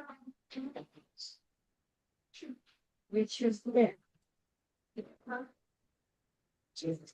Yeah, yeah.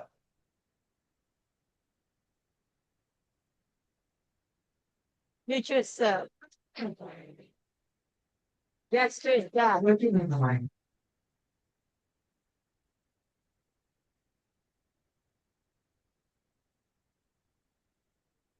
Like here's another one. What is what?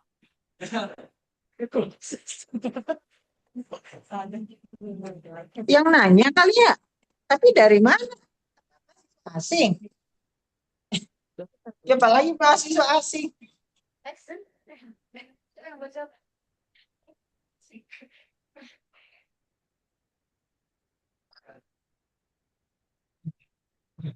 You can proceed with your questions. I think we forget that we have many participants also join the Zoom. Yeah. So if for anybody or any other participants who is already from meeting and would like to ask questions, we can yeah, and you can type it down in chat box. Please. Okay, my name is Rahadana. I want to ask to for the Celine. Before that, thank you for the opportunity. And I want to ask, for what the strategies can use to evaluate the credibility of AI generated content? Maybe that's I see you have so many good questions. I'm also so motivated. I'm just impressed about the motivation of the students here. Wow. Really, congratulations for this huge motivation. Thank you for this very good question. I think that was maybe the last slide. I'm really sorry that the times no, but yeah, we had to short the presentation. I think it's important to be aware you matter. You as teacher matter. And I think that was also the last presentation we heard, that was also an important point. What you can do is prepare your students with digital tools or without. Formative assessment is not something that the students can do it by themselves, just instantly.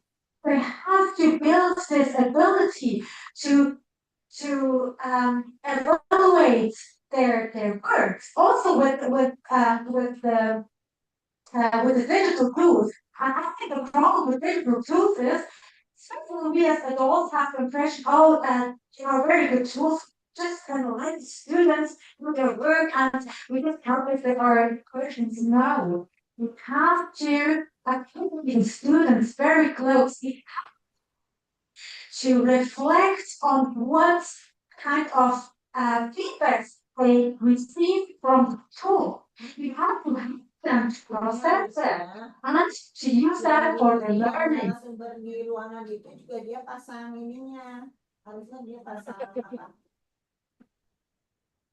So I hope that there was somehow helpful. I don't have like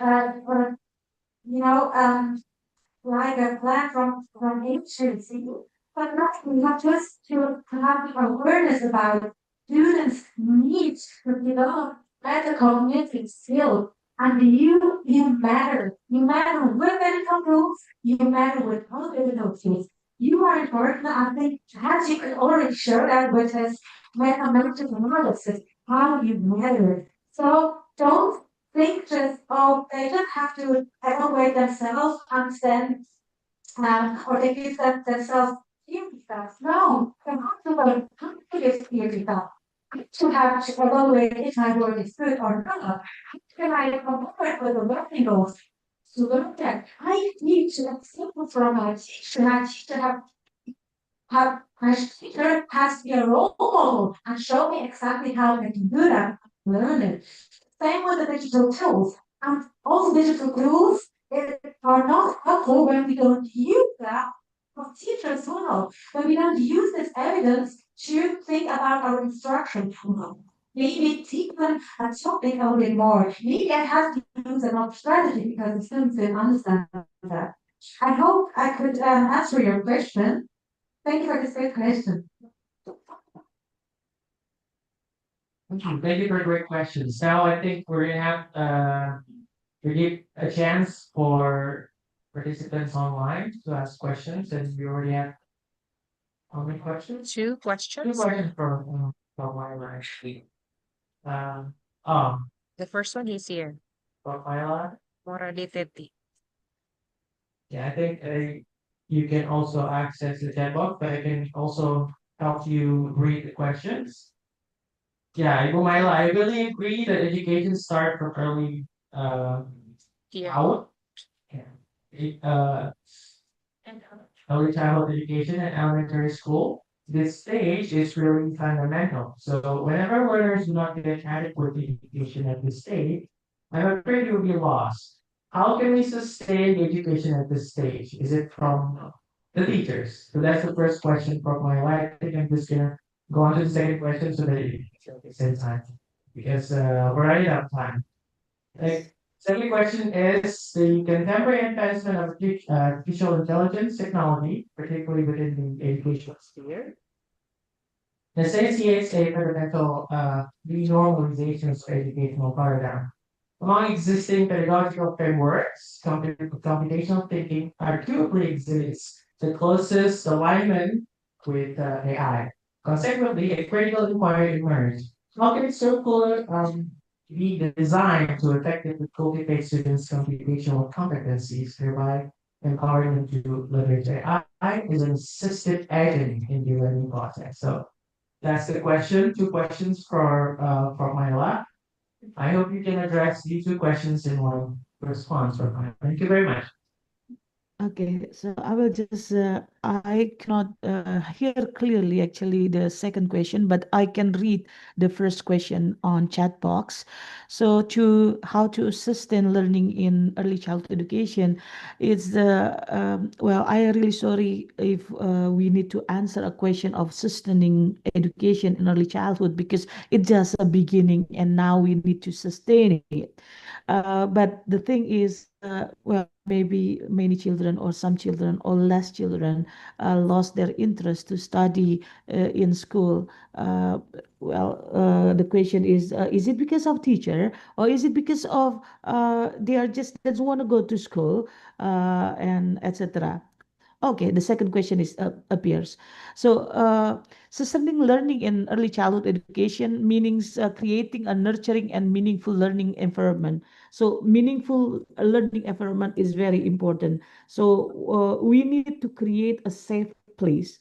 That's the key point. A safe place, and it's a beginning, and it is a playful ground. So do not try to start with difficult things.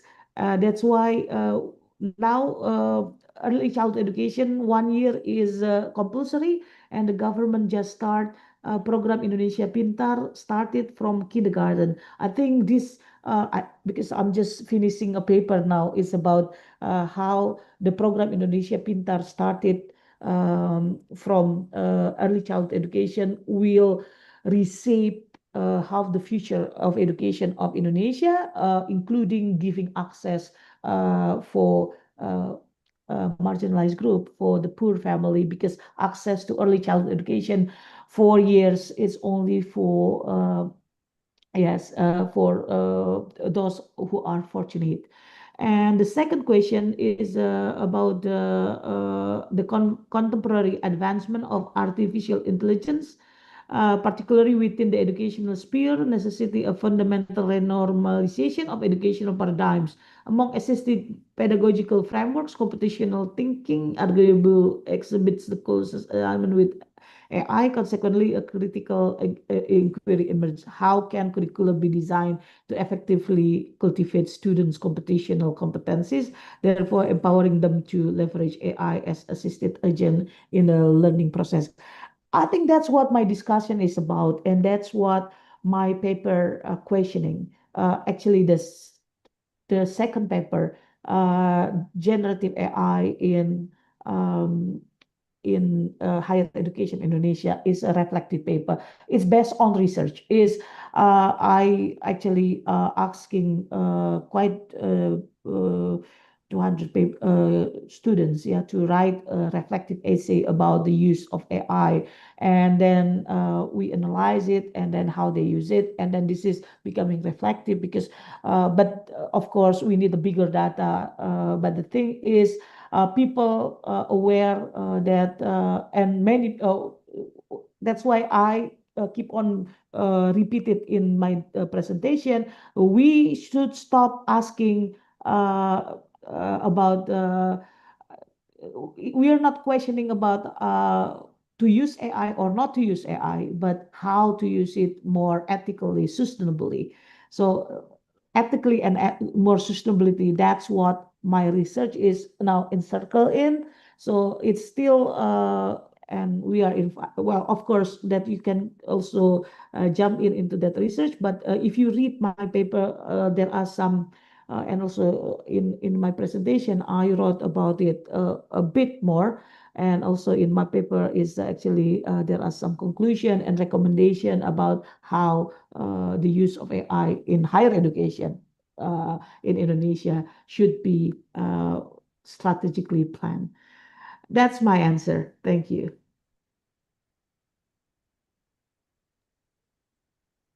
Thank you very much for the response. I hope the participants who asked the questions are satisfied with the response.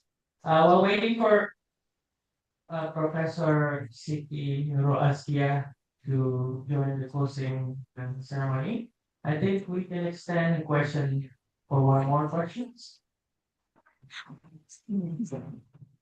Very good yet. I wonder why. This is from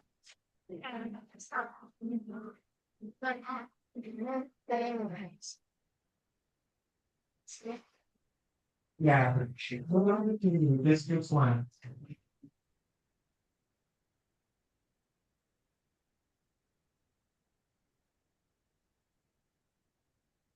Let's use this one thing.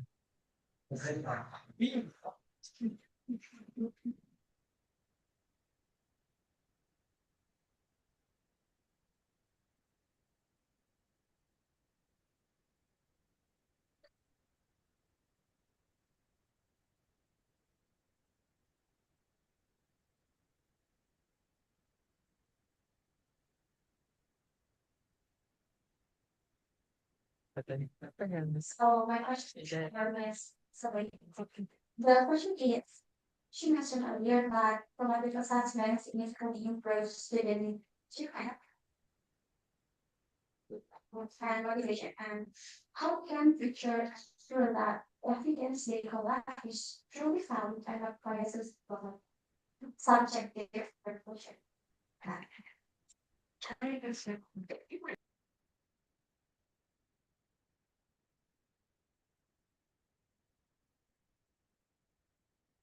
Yes. I think we are humans, we have our bias, but I think it's important as teachers to be aware that we have this bias and that we reflect on them, because studies show how different, especially with written text, there are so many studies about that. They show a big range from marks, from very good to very bad marks for the same text. So it has to be be aware of the arguments. We have our background, and our backgrounds create some bias. We have that, but we have to be aware. What we can do is to reduce this bias or the subjectivity with objective indicators. And that's why formative assessment is one of the strategies or learning goals and success criteria. These criteria indicators help us to try to be objective as possible, that we have descriptions of they are competent and how the competencies can be measured, what means low achievement, of course, this competence, and what means high achievement or middle achievement. That we can compare, okay, this student did that, and the differentiator is that better can we be objective. And we have also to train the students in the self and peer assessment and can give each order assessment based on those indicators. So these indicators are important for the whole classroom, for me as teacher, because then it's not just students are not just dependent on your subjective of your subjective evaluation. They can also compare and that makes you more responsible because you are transparent. The students, that's also that means the students can also criticize you. And therefore, you may be a little bit more to think about your bias and be as objective as you can. Did that answer your question? Perfect. Good question. Thank you.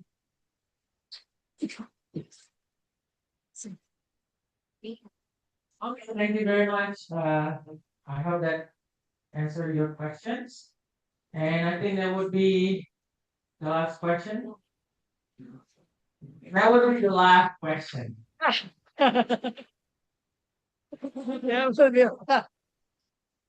But yeah, our dean is already here, so thank you very much. I think I'm giving it back to the master of ceremony.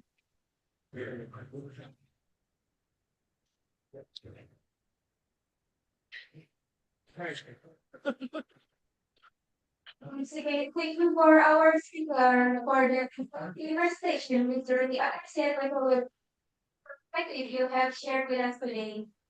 Sekali lagi kami mengucapkan terima kasih banyak kepada para pemateri yang terhormat atas wawasan dan pengetahuan yang luar biasa seputar kurikulum dan asesmen di era AI ini. Next is the handover of certificate to the speakers, which will be handed over by Professor Siti Nurul Askia, MHD, PhD, as Dean of the Educational Sciences.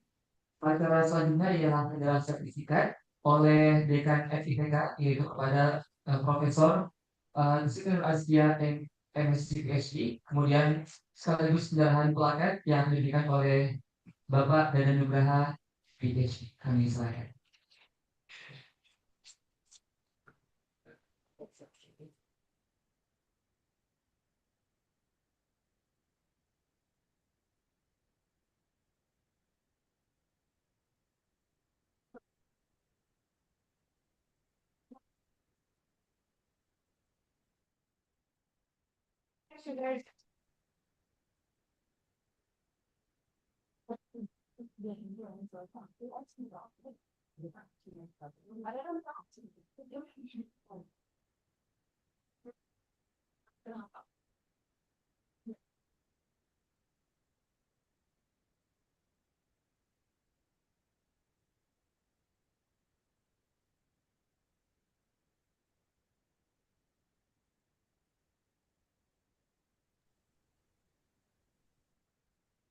With that, so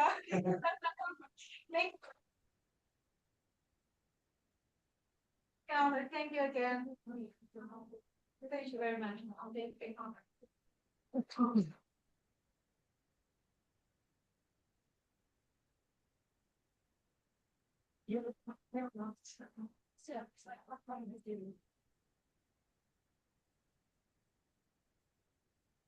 Baiklah, kemudian adalah penyerahan sertifikat secara digital kepada Profesor Maila Dini Husni Rahim MPhD. Kami silakan kepada yang bertugas. Terima kasih. Terima kasih. Beneran. Bang. Sebut. Baik. Mhm. Rafaela, thank you very much for joining us Thank online. you.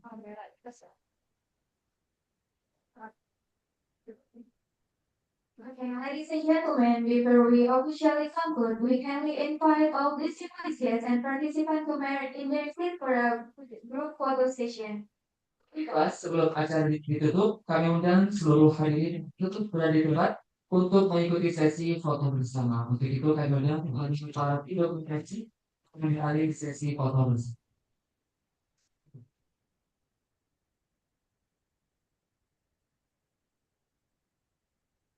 Ada yang ngerak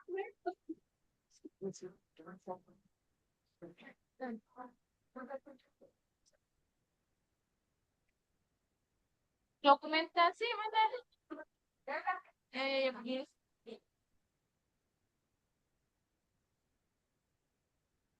Baik, untuk teman-teman semua, kami minta mengisi tempat yang masih kosong rumahnya ya, supaya terlihat padat. Boleh berpisah dulu ke tempat yang cepat. Ada satu. Mana ya?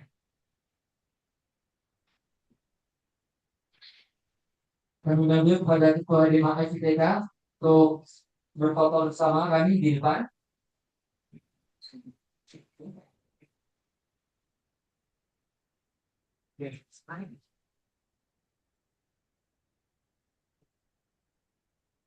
Dari teman-teman bisa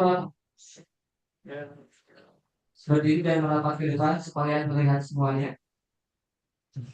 Yang masih di belakang boleh merapat ke depan.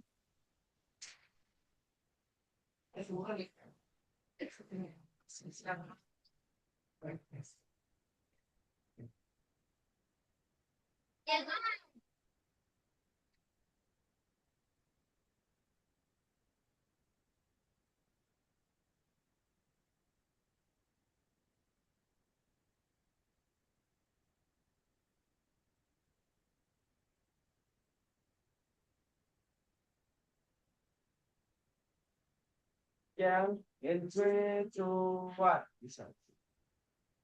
Again, in 3, 2, 1.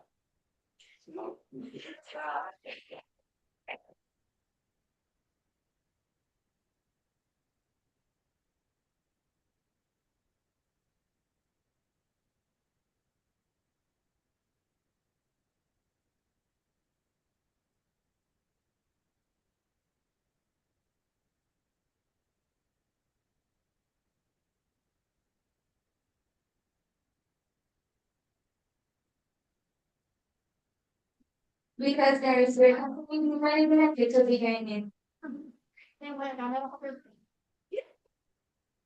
Bisa ada HP baru. Google.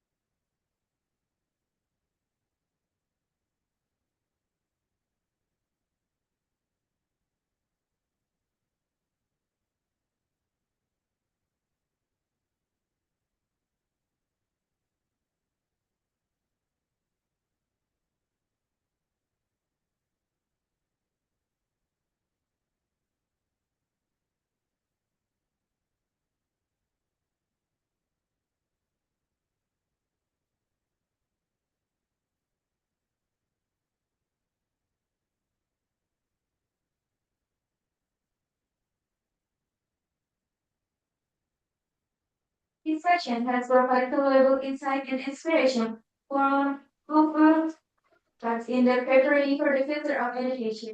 I am Kansul Atia. Saya Fatah Andian, mewakili seluruh panitia. Kami mengucapkan terima kasih atas kehadiran dan partisipasi kalian semua. Tetap mohon maaf atas segala Wassalamualaikum warahmatullahi wabarakatuh.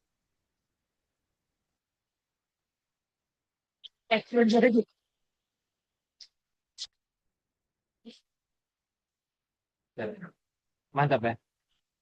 Dengan ucapan secepat kilat. Samanya.